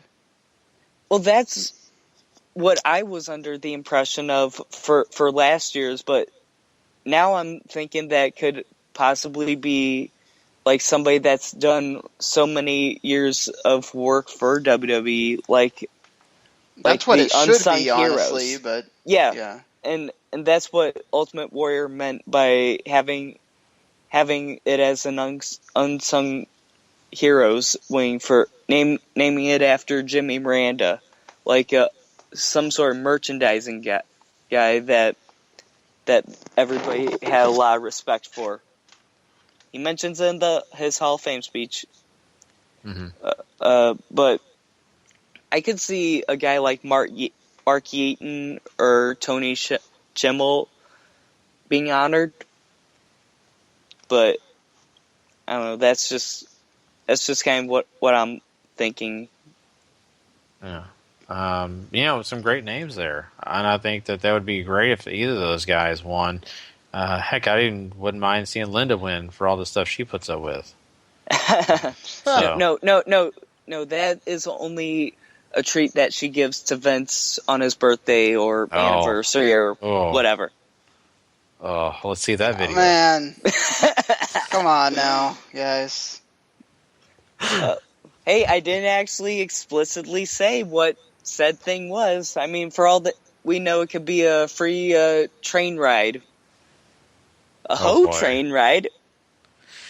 Yeah, that gets awkward. So, anyway. Well, anything else, Glenn, before we move on to the next thing? That sounds like Bruiser Brody deserves Hall of Fame this year. There you go. I think we all can agree on that. Yep. Bull Nakano deserves Hall of Fame, not Jacqueline. I don't know. Bull Nakano's... They're going to induct Jacqueline before they induct Bull Nakano. Mm-hmm. That's the thing. Honestly, if you're going to... the person they need to induct before Jacqueline has to be Ivory. Or Molly Holly, in terms of... It's for the Texas connection. Yeah, but not only that, I think that is pandering in its sincerest They form. do it all the time, though. They always have a couple that are from the area. It's just... Yeah, trust me. I when they go to chalk it Florida, up to one or two, but this year it's looking like half the inductees are going to have some sort of connection to Texas. I'm a bit upset that Stan Hansen doesn't get in for JBL because Thank you. JBL is a current employee. He can wait a little bit. Exactly, and honestly, JBL owes his entire finishing move to the Lariat, Stan Hansen. I mean, I don't know. Maybe I'm just some crazy guy that's speaking the opinions of the very few. No, I think there's a lot of people out there who want to see Stan Hansen, and I think it'll happen. I wish it was this year, but I'm not sold. They had him induct Inoki on one of the Hall of Fame, so it's not like he hasn't been there. Yeah, true. So, all right, guys. Well, we got to get out of here. We got to talk some NXT. So, Glenn, man, thanks a lot for calling, and we'll talk to you soon. I'm so out of here, and good night, y'all. Night. All right, guys. Let's do some NXT talk. We'll be right back with that. Hold on. Oh, wait. Before we get out of here. Mr. Harry Broadhurst of Wrestling on Route has sent me his predictions. Okay, go ahead. He says New Day Kevin Owens wins the IC title. Kalisto wins the US title. Becky wins the Divas title. And Lesnar wins the Rumble with Brock, Roman, Wyatt, and The Undertaker as the Final Four. Does no one think The Undertaker is going to show up in this? I'm not sold. I'm not either, personally. Could be an interesting thing they could do with the Wyatts if Undertaker shows up, or with Lesnar. But yeah, they are going to have to figure out. And yes, Harry, Stan Hansen is still very much alive, sir. Death is too afraid of him. Yeah, exactly. Anyway. All right, guys. Well, let's go ahead and we've been trying to do it for a few minutes here. Let's go ahead and talk some NXT. If I can find there it is. WWE Developmental NXT.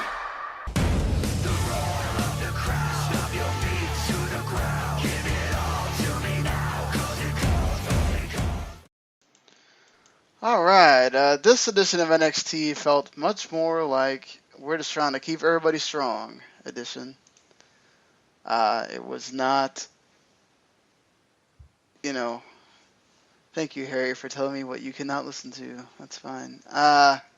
Sorry, it's distracting when these notifications come off your screen. But anyway, getting to NXT here.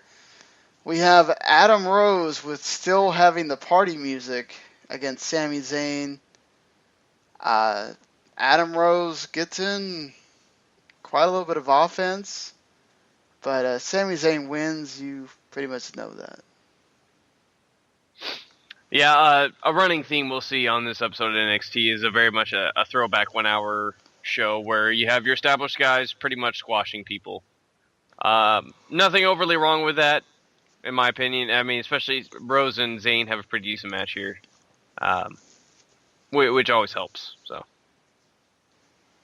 yeah, this is nothing super special or anything, but they kind of are doing a little bit what I had talked about when we kind of did our New Year's thing and Christmas wish list. And the one thing I wanted to see in NXT is some stars come from the main roster and work with some of the younger talent. And this is not exactly what I was talking about, but it's kind of along that line. So not bad, but, it's cool to see that, we do have that kind of trickling down. I'm glad that they let,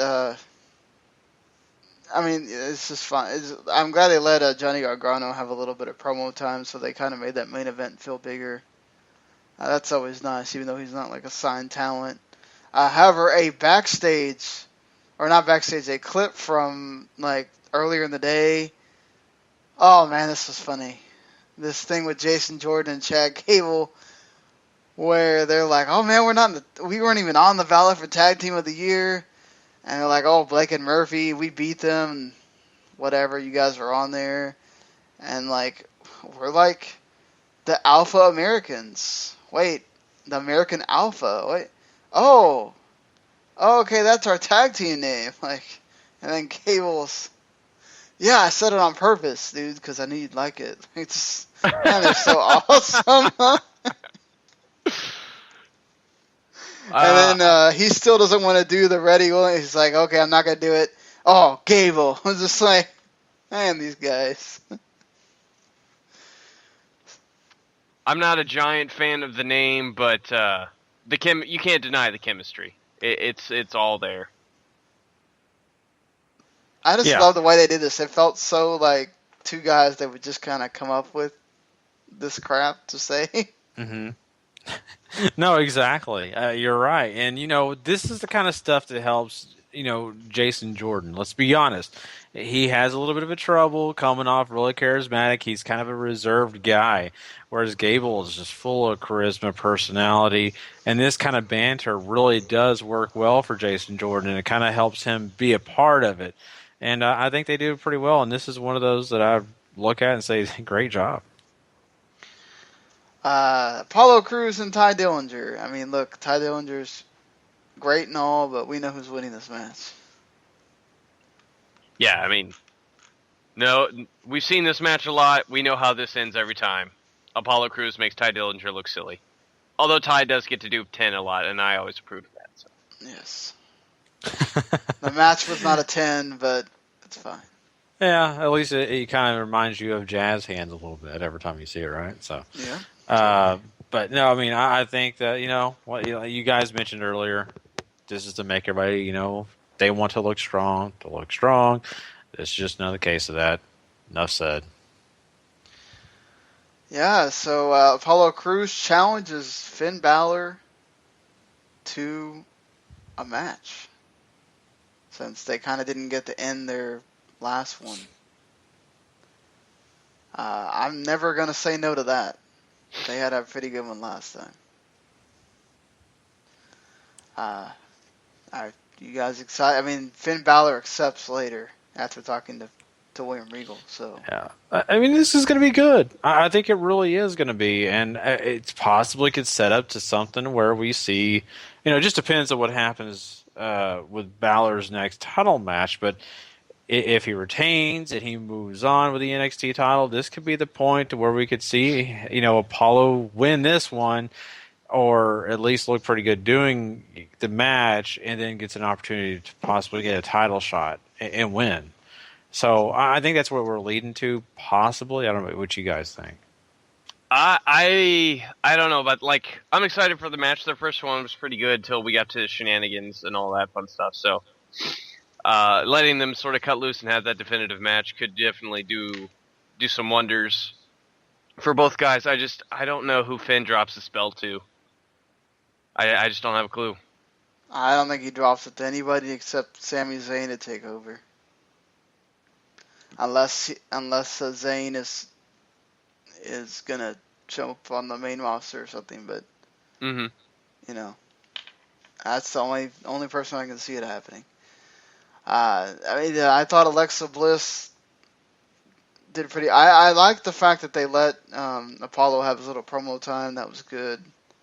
I liked Alexa Bliss's little promo there where she gets mad at Blake and Murphy for being bad, for sucking, and that she's going to be Bliss tasteful of what she's going to do to Carmella and Bayley.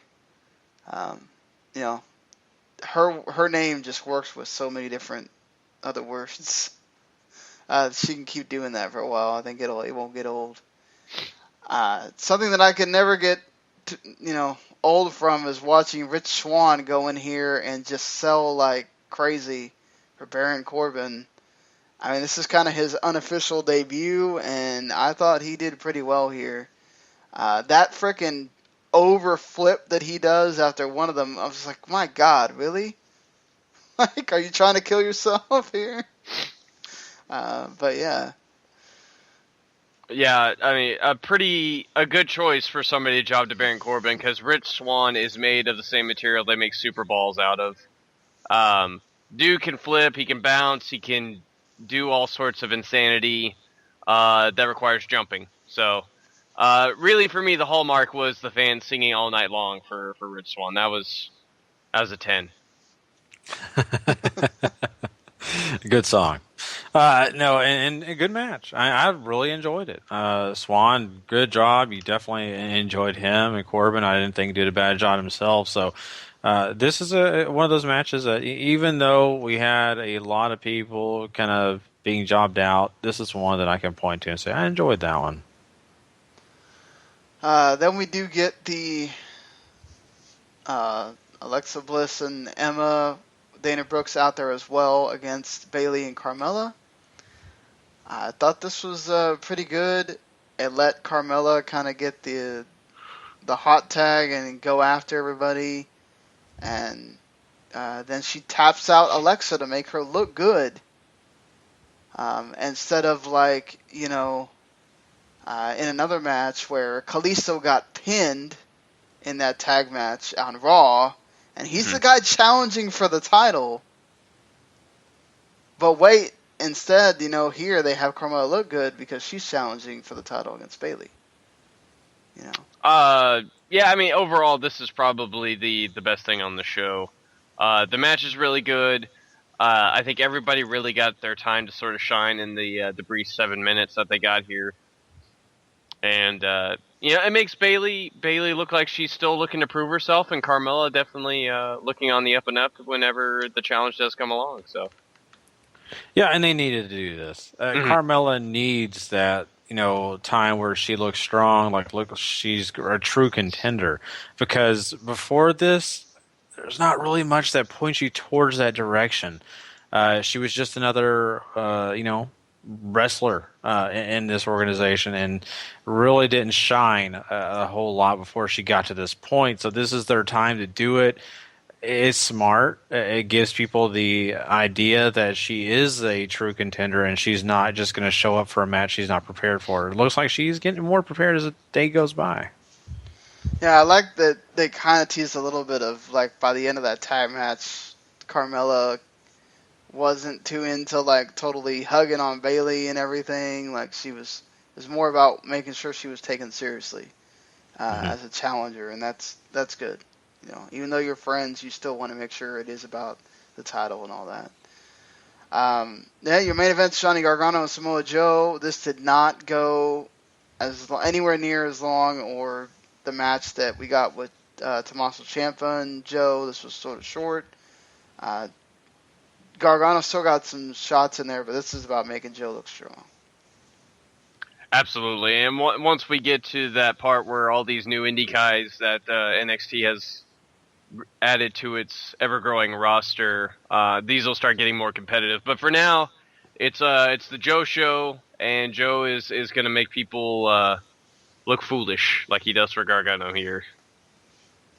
Yeah, what's funny to me is that, I really didn't think that Gargano was going to be put in a situation where he was going to be made to look like he wasn't as good as he's been advertised. And to me, Samoa Joe kind of did that, and that's fine. Joe's his own guy, and Joe's a guy that's dominant. So it's not a problem with me. I was just a little surprised because, coming into the company, I thought Gargano was really going to get a big push, and he was going to be made to look like $1 million, and hasn't really happened. That's okay. That's probably their plan. So, just good for Joe. Yeah, now tomorrow or later today or whenever you're listening to this Friday, they're going to do the big taping in Orlando. They're taping 4 shows at that event. So we'll get to know, obviously, what the build-up for TakeOver Dallas will be, because that's probably where they're going to do it. And probably a few more things. Who knows? Maybe some surprises and all that stuff. So we shall see. It's going to be interesting. Definitely. And I'm looking forward to it, and definitely something to look forward to. But now, guys, we're gonna, before we move on and do Ring of Honor and TNA Impact, we've got to talk the Observer Awards. So they came out this week, and Sean is going to fill us in on what happened. Well, these are pretty much like the big award, because these are voted on by a ton of people. Looks like about, I want to say, around 7,000 or 8,000 different votes were cast here. So you're talking about a lot of different people that voted on this: promoters, wrestlers, media, all different kinds of people vote for these. AJ Styles, in a year that wasn't big on clear standout, this is your wrestler of the year. The Flair Thesz went to AJ. He won it by almost 1,000 votes over Tanahashi. And then Okada, Nakamura, and Cena were 5th. Sasha Banks got 8th. She's the only woman on the list. AJ ends up winning Most Outstanding, which is basically your wrestler of the year in the typical sense, which only takes account in-ring work. And he won by more than over 1,000 over Nakamura. And then Tanahashi, Okada, and Roderick Strong was 5th. Seth Rollins was 6th. Cesaro was 10th. And Chris Hero was 8th. Ibushi and Ishii are also on there. So, it's crazy how much New Japan just totally blew out a lot of everybody else on these things. So you're gonna hear a lot of New Japan this or New Japan that getting awards because they dominated this year as far as major wrestling. Tag Team of the Year is not even close. Young Bucks win by like 1,500 votes over Bobby Fish. Young Bucks got like 3,000 something votes, and New Day was in distant third, sadly. But New Day were great they weren't like that the whole year. So, I'm still wondering, did any of us actually pick AJ when we did the Wrestler of the Year? The three of us? I can't think right now. I don't believe I did. I know they did not win on the for the fan vote. So even though some people did pick him, but I'm pretty sure I went Seth Rollins. I think a couple of us went Rollins, and you didn't even remember who you went with, Gary? Gary might have had to go do something, but Bayley won Most Improved by a lot over Moose and Sasha Banks. Roman Reigns was behind Sasha Banks in fourth. Jason Jordan and Gable were in here as well.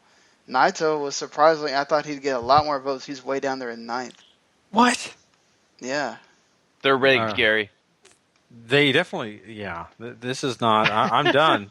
This award is no longer relevant. Why are we even the Observer doesn't deserve our time now? I mean, really? That low? Disrespect. Zack Sabre Jr. won the Best Technical Wrestler.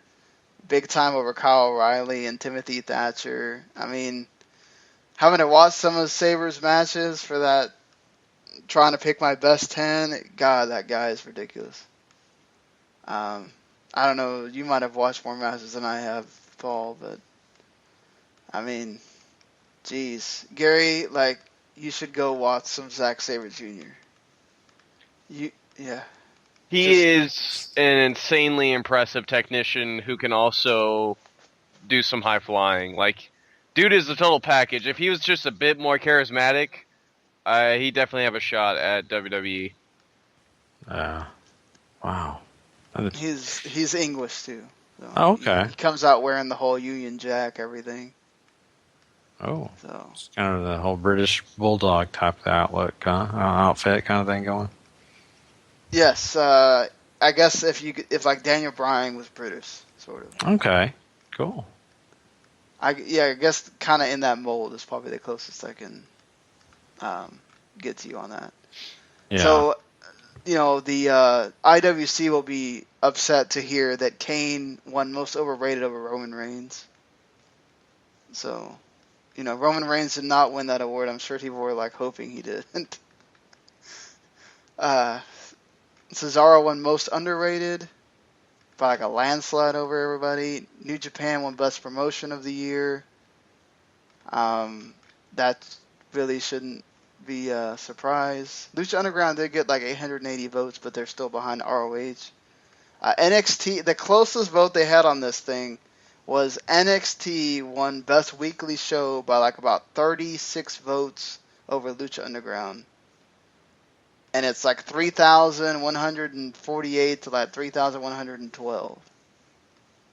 So, yeah, it shows you how much people enjoy Lucha Underground this year. It got real close to beating out NXT. Definitely does show a lot. And, we've all been proponents on this show for Lucha Underground. Next week, Gary, when we're talking our regular show, we'll get to talk about Lucha Underground. I know, it's exciting. I cannot wait. So excited. They have apparently already taped, they're about to get ready to tape the Ultima Lucha, apparently. So they've taped a lot already. Nakamura and Ibushi won the best match of the year by a ton over Tanahashi and Nakamura from G1, and Bayley and Sasha Banks was third over quite a few others in there. I had to watch that Shingo Shingo versus Michizuki match from Dragon Gate. Oh, Damn yeah. good match. For not having watched any Dragon Gate, and now I want to go watch Dragon Gate. It's just, except now I have to do a lot of reading, which, geez, that's a lot of reading. Well, Gary doesn't, Dragon Gate is basically like if you, imagine when you go and, people that used to write, fan fiction for wrestling, Dragon Gate, everything they do goes back to storylines from God knows how when. You know? Oh, wow. So, you might not understand this part of a match because it went back to a storyline that happened or whatever. And, Right. Dragon Gate is all factions. Everything involves a faction. Hmm. And it's kind of and then when one faction ends, they have to start another faction. It's it's really cool how they do it, actually. Wow. I mean, that sounds kind of cool. That sounds kind of like Into the Badlands. So I probably would enjoy it. Sometimes, apparently from what I read, sometimes it gets that chaotic that I guess it can. Chad Gable won Rookie of the Year over Jay White, and Dana Brooke got 1,300 votes. I was surprised to see Dana Brooke that high on the list. She was really good, but man, Jay White got second.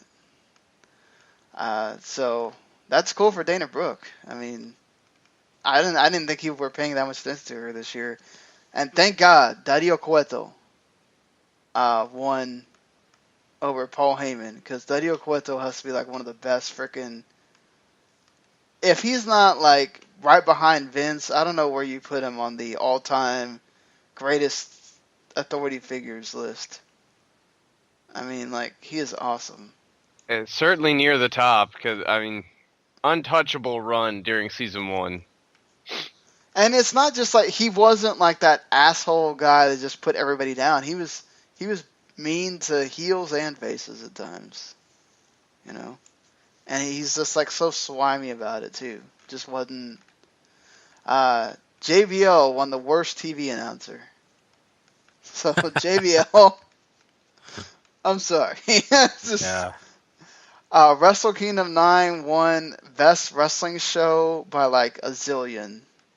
WrestleMania 31 was the closest thing that was wrestling related, and I was way down there. The worst wrestling TV show was Raw by a lot over Impact, but the worst promotion was TNA. So I don't know how that works out, but yeah. And the worst feud was Team PCB, Team Bad, and Team Bella. So everybody that hated the Divas Revolution, justified, I guess. Yeah. It's kind of hard to argue, though. Mm-hmm. Stardust has the worst gimmick, apparently. Divas Revolution was close, though. That's the worst gimmick. Yeah. I think if you look at it and they would have had had this longer, I think the one guy that I may argue with is I'm blanking on his name right now. The guy that has a guitar. The Drifter? Yeah, the Drifter. Yeah, that's probably the worst gimmick. Thank God we didn't see him on this. Mm-hmm. He's still trying to get there. It's just, I don't know where that's going to go, if anywhere.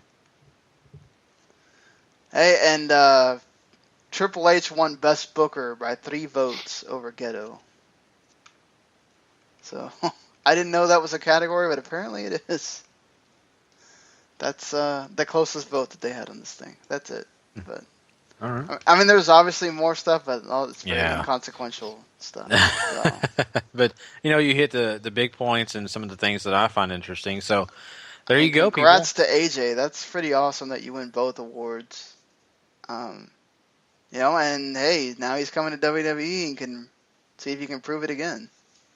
Definitely. And if he does, that's going to be solid. And I think that's what we all would hope to see happen, So, All right, guys. Well, we have a couple more things we got to do here. And, of course, one of them is talk some Ring of Honor. So why don't we go ahead and do that? We'll be right back with that.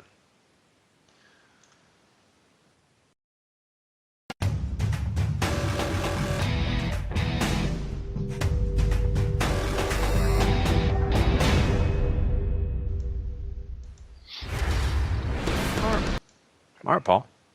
All right. Ring of Honor opens this week with The Addiction, with Chris Sabin taking on Alex Shelley and ACH. ACH, wow. I really need to learn how to talk, guys. This is a really solid tag match. They're continuing the Chris Sabin, Alex Shelley tension that they've had building up since before Final Battle. Alex Shelley ends up getting worked over pretty good. Ends up eating Celebrity Rehab, and then that's your finish. But the real meat and potatoes comes after this match. But what'd you think about it, Gary? Yeah, I mean the match was entertaining. That's to me what it boiled down to. I really enjoyed watching it. The Addiction, of course, usually do their same old stuff, but at the same time, it's not boring at all. Alex Shelley, I just continuously enjoy watching him, and it was nice to see him. I like the pairing with him and ACH, so good stuff. Yeah, lots of Sabin interference, which sort of leads to your post-match stuff with them beating down Shelley. Sabin sort of starts to get some conflicted stares shooting towards the Addiction whenever they bring out a bell hammer to apparently start doing some real damage to Shelley. And before it gets too out of hand, out comes Nigel and suspends Daniels and says if they don't leave the ring, he's going to suspend him for a year, which gets them to leave. So maybe a Motor City Machine Gun reunion in the works. Who knows?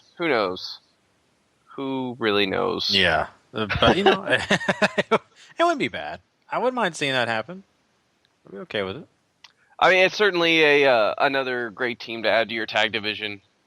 And I would definitely love to see them and the Young Bucks go out. I think that'd be a really good match, but we shall have to wait and see because there's more intrigue building up in the next match. Marky Briscoe taking on Adam Page, who's got BJ Whitmer and Colby Corino with him. Briscoe and Page go back and forth for 10 minutes. No, more like 8. And Whitmer ends up costing Page the match. Yeah. You know what? That was interesting to me. Because of the fact that this is the first that I remember seeing any of this really happen where, Page is kind of, messed over by his own group. But not only that, just the way he's made to look at that point, it just kind of puts him in a situation where, you may see some dissension there at some point. Not right now, but at some point. But, not a terrible match. Of course, out of both guys, you got what you usually see from them. So I have no arguments. I think that, it was a decent match. I kind of want to touch on Adam Page here, who I feel like has been completely lost coming out of that feud with ACH, where I feel like ACH has been more protected and Page has just been sort of thrown to the wolves with somebody who I don't think a lot of the live crowds and Ring of Honor shows care about, BJ Whitmer. And it's really disheartening. It is. And I like Page. I think Page has a lot to offer. And you're right. It is funny. I really didn't think about that, but ACH is protected. ACH, maybe he's more of a company man. I don't know what it is, why they're doing that. But Page needs to reach the next level. He really does. And maybe this is the start to him reaching the next level, but you're completely right on that. They really have not put him in a good situation, have not really given him an opportunity to really shine. So maybe he'll be the recipient of one of those envelopes, and we can move on to something better than him having to deal with Whitmer. I would be down for that. I think he's fine with Whitmer, but you're right. It's getting stale, and they've done it for so long. He needs to move on to another level. We're going to come back to that stale topic after this next part, but we come back from commercial. Whitmer is in the ring. He wants Mr. Wrestling 3 in there because he knows it's Steve Corino. He says we all know it's Steve Corino, and he wants him to take the mask off so he can prove to Colby and to everybody around the world that it's Steve Corino. Mr. Wrestling 3 pretty much tells him to F off. Walks out, tells him he needs to get out of the ring, and then Mr. Wrestling 3 leaves the ring. The fans were super into this. Yes, they were. And it was nice to see the crowd get excited and just really pop for Mr. Wrestling / Steve Corino, what I'm going to say. But you know what? I just, I enjoyed this being back into the forefront. I was kind of bummed out to hear about Corino and having to have surgery. And I thought, man, I really like this. I like this whole thing going on. It was a storyline that ROH had going that I was honestly really involved with. I really wanted to see what the next step in the feud was going to be. So this kind of refuels that fire a little bit. And so, I was perfectly happy with it. I think maybe that's why the crowd was enjoying it so much. But for the most part, it was decent. I agree. And it's a real shame about the neck surgery and all that because I would have liked to have seen that match. Might have been a good way to get both guys out of the way. But we'll just have to wait and see what we're going to get out of this because I don't know if Ring of Honor even knows what we're going to get out of this yet. But we move on. Silas Young comes out, and he is not happy about the boys leaving him at Final Battle. And he gives them another opportunity to come learn how to be men. And I'm kind of done, I think, with Silas Young and Dalton Castle, and I want them to move on. How about you, Gary? Oh, yeah. I mean, I'm a big Dalton Castle fan. I even like Silas Young, but come on. I mean, this should have been ended when, maybe Silas lost the boys. Mm-hmm. There's no reason to continue this. That should have been the final part of it. Okay, he lost the boys. Why are we continuing on? Right. Yeah, exactly. And you know what? For me, the whole thing was being a real man and all that. And I think that to me, it kind of put Silas Young in this position where, I lost to this flashy kind of, feminine man. And that makes me not a real man. I don't want people to know. I'm kind of embarrassed. Hopefully they didn't see that. And now that he's bringing it to the forefront, to me that kind of goes against what he is. So, yeah, you're right. It should have been done. Yeah, but it's not, so let's hope we can get something entertaining out of this. But if we're going to talk entertaining, we're going to talk that main event, Gary and Sean. Oh, yeah. Oof. And it's Red Dragon and the Young Bucks and the Kingdom of Michael Bennett and Adam Cole in a Philadelphia street fight. This is everything you're expecting it to be and more. There's flippies, there's ladders, there's chairs, there's table spots, although, I think Bobby Fish might have taken the safest table spot I've ever seen in my life, and it looked totally fake, but we'll glide right along past that because this match is really, really awesome. And if you don't watch Ring of Honor TV every week, this is a reason to go find this match. Oh, definitely. What a brilliant piece of work at times because, I mean, yeah, sure, you got the hardcore components, but these guys just really put a whole lot into it. I was thrilled to see. I mean, I'm sorry, but one of my favorite moments, as silly as it may be, was Kevin Kelly getting super kicked. Wow. Man, that's awesome. It was beautiful. And of course, Mr. Wrestling definitely let it be known. Oh my God. So, I mean, that was just one of the highlights of it. There's plenty more here. Me and the rest of these guys could sit here and talk about each spot, but I loved it. I love the bent ladder. That was beautiful too when going through the ladder. I'm trying to think who went through it. Off the top of my head, I don't remember. But someone got thrown through a ladder, bent up, and so it was just a lot of fun. I mean, this is just one of those main events. You're just, this is a great way to end the show. I think it was Bennett because Bennett's usually taking a lot of the big spots because this is the last show that him and Maria were on for Ring of Honor. Yeah. If I remember correctly. So Bennett eats that ladder spot that you mentioned. He eats the Indie Taker into the Styles or into the Super Kicks into the Styles Clash. Just sort of write him off too. Yeah, and I love that. Yeah, it's a smart move. Yeah, it definitely is. AJ on your ROH TV too. Yeah. You're right, and it was nice. It was nice to see AJ, and of course we know he's going to get his send off pretty soon here too. So it was just a lot of fun. He's actually getting it later today. Mm-hmm. So, because they had to cancel that show that was supposed to be yesterday. Yeah, the winter storms going on. Definitely. So. No. Yeah, he's getting it on. Yeah, the show they had to cancel it today. He's getting the farewell on the one on Saturday in Georgia. So. Yeah, a lot of great stuff. Absolutely. I mean, that's your Ring of Honor for the week too. So. Great show. There you go. Yeah, for sure. And definitely, hey, if you want to go check out the show, there's at least 2 matches on there that we think that you should go check out, especially that main event. If you have a way to find it, you need to find it. Trust us, it's good stuff. All right, well, let's move on. We got to talk some TNA Impact, and of course, we have a championship situation we're going to talk about. There's a lot involved, and you want to find out who and what is going on in that. So we'll be right back with TNA Impact.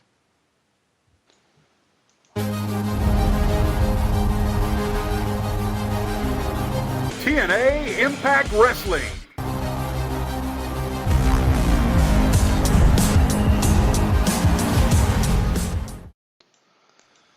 All right. Well, this show was certainly not as bland as that song is.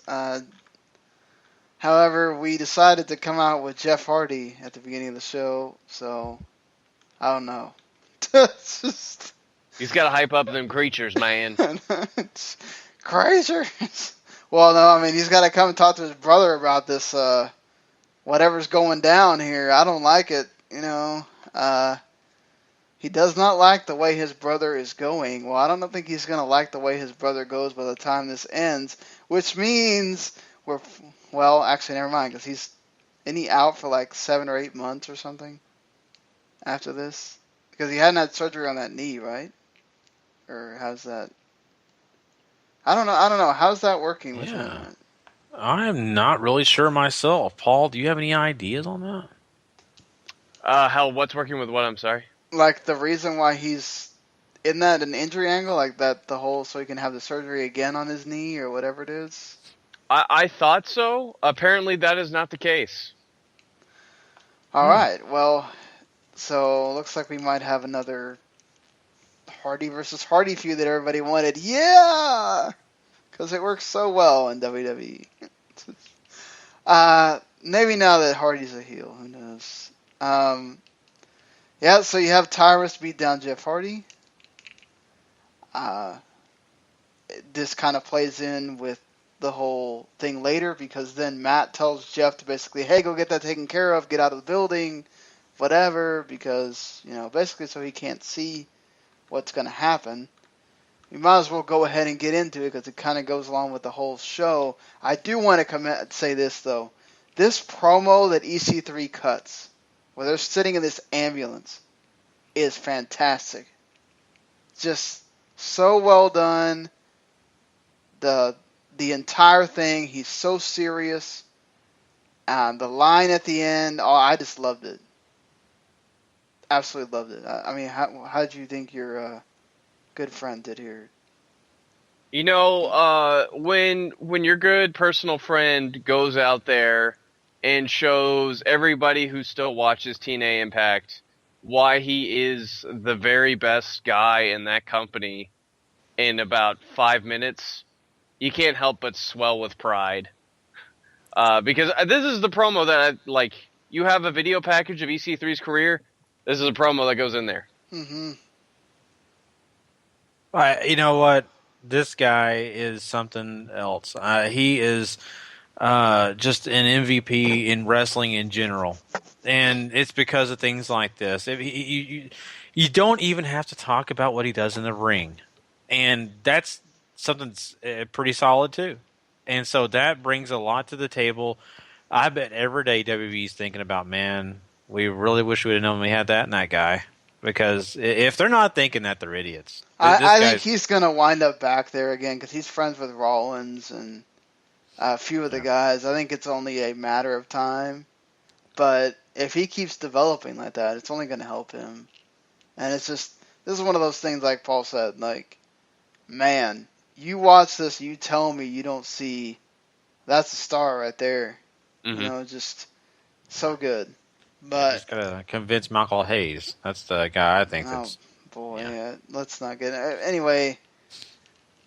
So EC3 made a point earlier that he'd already won the title without Tyrus. He didn't want Tyrus out there during this match. However, Rebby Sky is out there. I think at the ringside area, or close to the ringside area. So she's there to and she eventually gets involved because she gives Matt a hammer out of a diaper bag. Do you know that in real life, Rebby Sky could have gotten negligence for that? If you take anything out of a diaper bag, steal something with a diaper bag, or hit something out of a diaper bag, it's almost like if you were hitting a child with it. It's a weird law, but it exists. Anyway. Tell my wife not to keep her gun in there. Yeah, do not keep your gun in the diaper bag. Anyway, so the whole story of this is just basically Matt, and I think Josh Matthews, for all the crap we give him, he did this really well, telling you the story that Matt's losing it, and you can see that he's getting more and more desperate through the whole thing. And then when Rebby gives him the hammer, and he goes for it, he even does he does a low blow at one point, and Josh goes nuts about the low blow. And then, then eventually it doesn't end there, because EC3 keeps making it to his feet even after he does a twist of fate to a chair, which is nuts. Tyrus comes out and freaking keeps attacking EC3 and stuff. And Matt eventually wins and gets the belt. And so Matt is your new TNA World Champion. He cuts a promo afterwards. It was good, but basically talking about how his wife is his focus and all that stuff. She's the only guy he's going to listen to. He doesn't care about anybody else. This is good. The promo was good. I just think this is a terrible decision. Because you can see by the way Josh Matthews is doing commentary and all this other stuff that they're obviously trying to do a double turn here, which did not work. You could hear the air conditioning as much as people cared. I agree that the double turn didn't come off very well. And it didn't come off very well because this whole thing is very, very rushed. It was only 2 weeks ago, I think, that Carter won the belt back in a completely pointless tournament final. We get to this, and it feels very, very I'm not going to say haphazardly, because a lot of this, as great as the performers were during this night, during this feud, it's rushed, and there's nothing super duper cohesive about keeping this together. Now, I'm okay with Matt Hardy's heel turn, because if it's going to be anything like his last ROH run, it's going to be pretty gosh darn entertaining. But when you have somebody as good as EC3, who might be at the best he's ever going to get, we don't know. Why would you want to mess with that right now? And that's another head scratcher. But we'll see what he's got as a face, and let's see what we're going to get here. Yeah, I mean, I see y'all's point on this, and I'm pretty much along the same lines. Now, I will play devil's advocate here. I think this is a good time to maybe have a change in the title holder, just because of the fact this is Pop TV. You're trying to get your audience to really glue in and try to reach even a new audience that have never seen your product. And maybe, this is the time for them to say, oh, man, I really, think this is crazy. Did I really just see all this happen? And this guy must be a really bad guy to do this. And it does, to me, keep you wanting to find out what's happening next. This is definitely one of those times, whereas I've seen plenty of TNA Impacts where the end of the show happened and they try to make me intrigued, and I walked away just, do I have to watch the next episode? Yeah. Now I want to watch the next episode. I want to know what happens here. And sure, it is rushed, and I totally agree, but I think they have to. I think they've got to rush, because if they don't rush and get people interested in what they're doing, Pop TV's not going to save them. So they've got to find a way to get themselves over. I think this is the best opportunity. Yeah, I mean, I understand why they did it. Just like Paul said, it's just not good right now. Should have been built more. Like, I don't care that Matt Hardy's a heel at all. Like, Paul, I agree. Matt Hardy was great as a heel in ROH. Just when you have EC3, man, I don't know. Maybe this could work. I mean, I'm not going to totally hate on it, because just EC3 is so good as a heel. This is one of those they're really going to have to do a lot of convincing to prove that EC3 can work as a face for sure. Yeah, I'm not looking forward to that. I'll say that. I think that's where I'm confused. I just don't know. I'm sorry. I just don't know if that's going to work. Well, we'll have to see. As far as the rest of this show,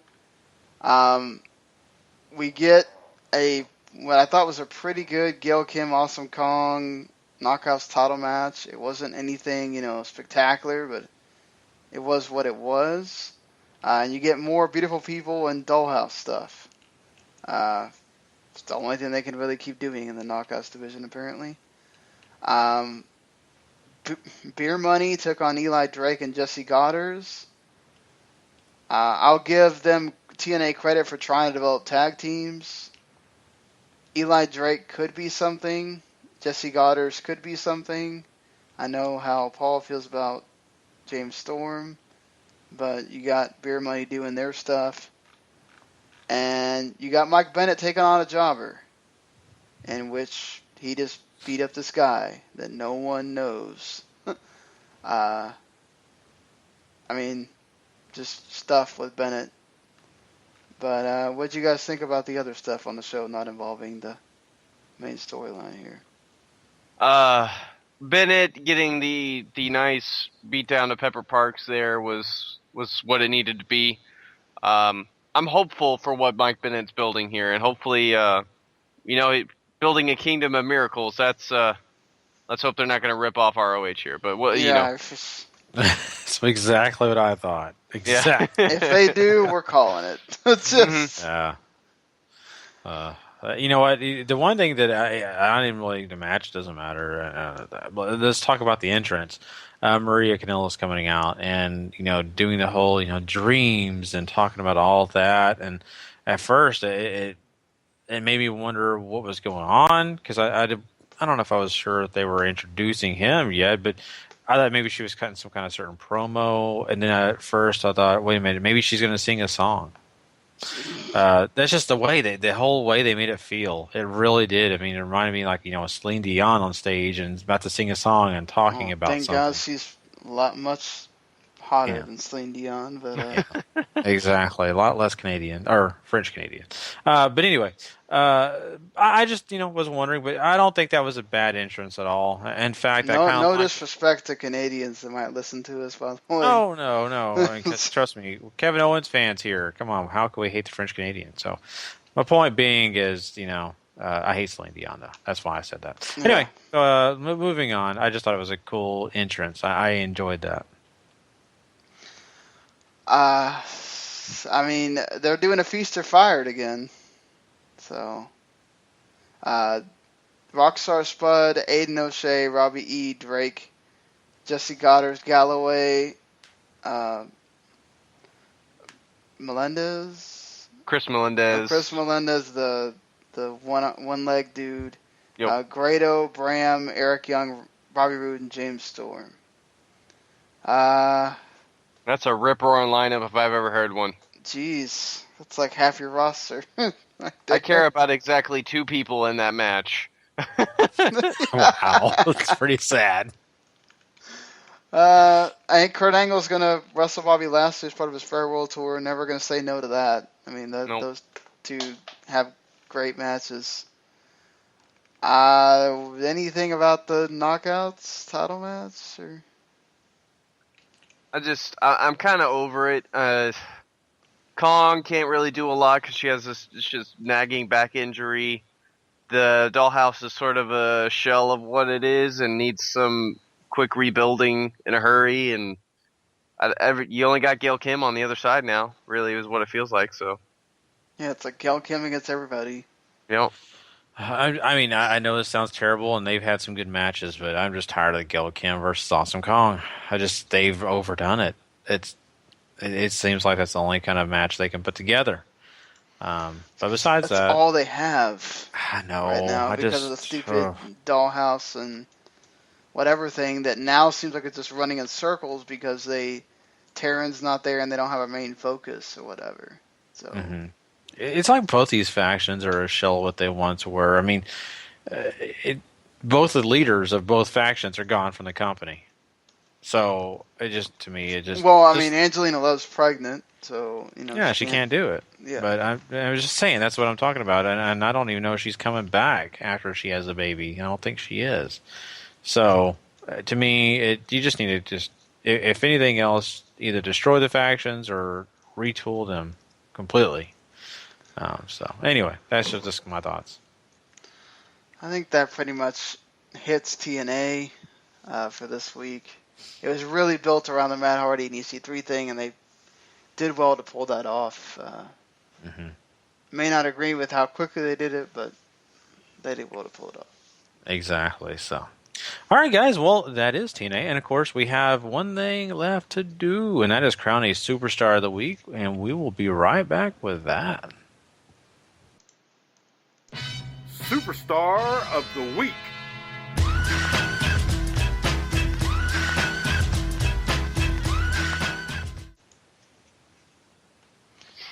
All right. So, Paul, who is on your list for Superstars of the Week? Alrighty. At number 5, I got The New Day. The burial of Francesca was an insanely entertaining segment, and they always bring a touch of goodness to Raw. 4 I gave to Kalisto. He's just a great breath of fresh air. He was in the best match on Raw this week, even though he took the pinfall. But I really wanted to recognize him as something that's really been making Raw stand out and pop recently. 3 goes to Becky Lynch. Wonderful, wonderful work on Raw in her match, as well as just doing some good work building that match with Charlotte this Sunday. 2 gave to the Young Bucks. Outstanding main event on ROH TV. Number 1 gave to Matt Hardy, winning that TNA World title. Double turn. Say what you will about it, but it's a thing that TNA has done kind of okay, and that's something to be excited about for them. So, Sean? I think I had the same list as Paul. So. Okay. I had the top 2 guys you had. Matt Hardy definitely, for me, was number 1. Number 2, Young Bucks, of course. For me, I had, of course, I think the top 3, because I had Becky Lynch at number 3 as well. My number 4, though, was New Day. I thought those guys did a great job. And my number 5 was Tyrus. I thought Tyrus deserved some love because of what he did on Impact. And not only that, my God, he hasn't had an opportunity to do anything, when it comes to wrestling-wise in quite a while. So I thought he deserved a spot. But, of course, this week we have Matt Hardy as our Superstar of the Week. So let's go ahead and kind of run down the points this week. We have Matt Hardy getting 5 points, the Young Bucks getting 4, Becky Lynch getting 3, Kalisto getting 2, and New Day getting 1. So there you go, guys. That's Kalisto the points is going the first repeat person on the list, so he now has 6 points. Oh, so hopefully he continues to gain those points. We'll see. So, guys, that's it for Superstar of the Week. Definitely appreciate everybody getting a chance to tune in this week. We want to also let you know we are still doing the question of the week. Last week's question was more along the lines of just kind of polling. You could let people kind of answer, and we don't have the final results of the Royal Rumble, so really it's kind of a mismatch and all that. So we appreciate everybody who responded to that. For a question next week, I think we'll throw something out like this. Since the next week's episode will be post Royal Rumble, who is your favorite surprise? How about that? That will be what we'll have on that, and of course, answer it how you will, and we'll hopefully get a chance to read all your great, comments to that question next week. But we got to talk about a few things we're going to be getting into next week. Not only are we going to do a Royal Rumble review next week on this show, but of course we'll have some other big news topics, and of course with all the big surprises, we'll have more to get into with it coming to maybe even AJ Styles and different guys like that. Sean, anything else we're going to put on next week's show? Well, next week's show, when is it? I think that's about, because the others. Oh, well, next week's show. Well, it won't be. Well, when we get to next week's show, we'll be getting to the last two, basically the farewell shows for Shinsuke Nakamura that are happening on the 29th and 30th. Only the 30th one will be shown on New Japan World. So we'll get to. Hopefully, we'll find out some more news. We did find out that Pro Wrestling Tees has already been told by New Japan that do not make any more Nakamura shirts after the 31st. So that's another for sure that he is leaving. We'll also find out on Monday because he has his press conference or whatever. Some more information, I'm sure, about that. So maybe we'll have some info about that in there. I don't know what else is happening around then. Well, yeah. It's another week in wrestling, so you never know, exactly. honestly. We are doing, at least Tom and I, Paul's got a lot going on. At least Paul will be around for the one on Sunday, and Gary will as well. Because at the back end of our Royal Rumble review, we're going to be doing the last Fantasticomania show, which happens on Sunday morning. But the other two that are shown on New Japan World, Friday and Saturday, Tom and I at least will be doing a special talking about both of those shows. We didn't do a preview because, again, it's 3 shows, and they also have nothing to do with New Japan's storylines, really. There are like CMLL title matches on there, like the Bushi and Dorada one should be awesome. But again, they have nothing to do with New Japan itself as far as what's going to happen further on down the line. So, like when we get to New Beginning, we'll do the previews for those. But so good stuff. And don't forget, post Royal Rumble, we will be doing a special like we always do after pay-per-views. So don't miss that. As soon as you get done watching the Royal Rumble, watch the Twitter, watch our Facebook page. We will be going live after the Royal Rumble and talking about all the matches, everything that's going down in the Royal Rumble. We'll have, of course, our normal crew on here. And, of course, hopefully, I'm glad to hear that Paul's going to have an opportunity to be on with us, too. So we're going to have a full show, quite a bit of people, but a lot of fun. You don't want to miss that show. So definitely tune in. Even if you have to listen to it on demand on Monday morning or even Tuesday, you want to hear that show. But besides that, we've got some other plugs we want to throw at you. So, Sean, anything else you want to kind of plug before we get out of here? Well, first, rate, review, subscribe. Of course, that helps us the most on iTunes, Stitcher, wherever else. Just, again, thank you to everybody that's in the group that always is in there discussing things and whatever. But just want to emphasize this again, and I hate to sound like we're, pleading or whatever.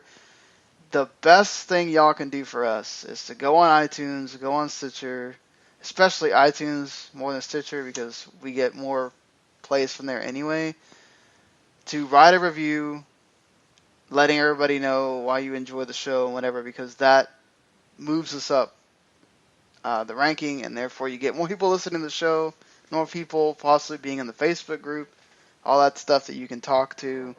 And, I know not everybody gets along with everybody in there. It kind of happens sometimes.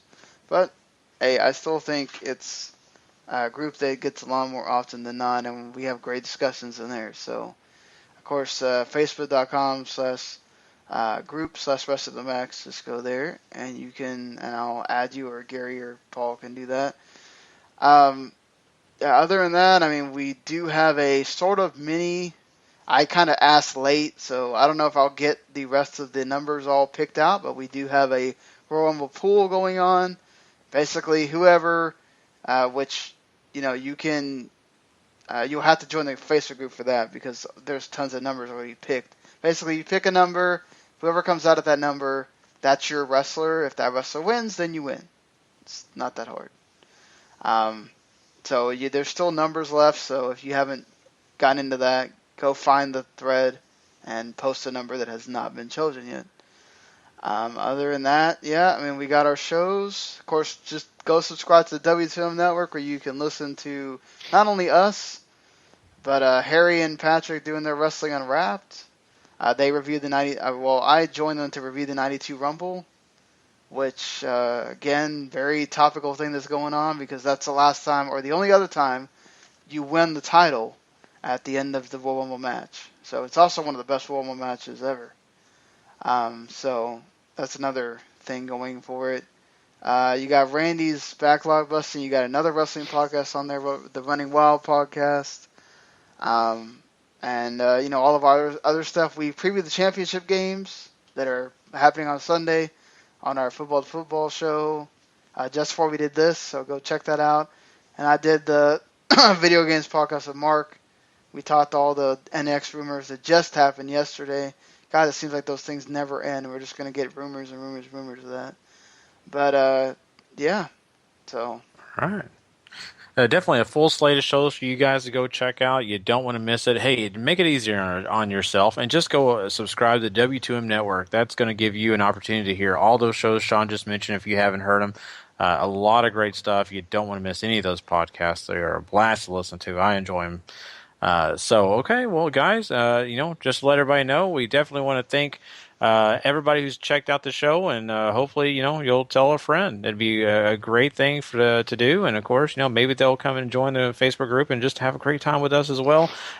Don't forget, though, we are presented by 411 Mania, also by lastwordonsports.com, and you can, of course, hear us on their Podbeam, really great place to go. You need to go subscribe to that as well. Go check it out. It's just a great group, and we're so proud to be affiliated with Last Word on Sports.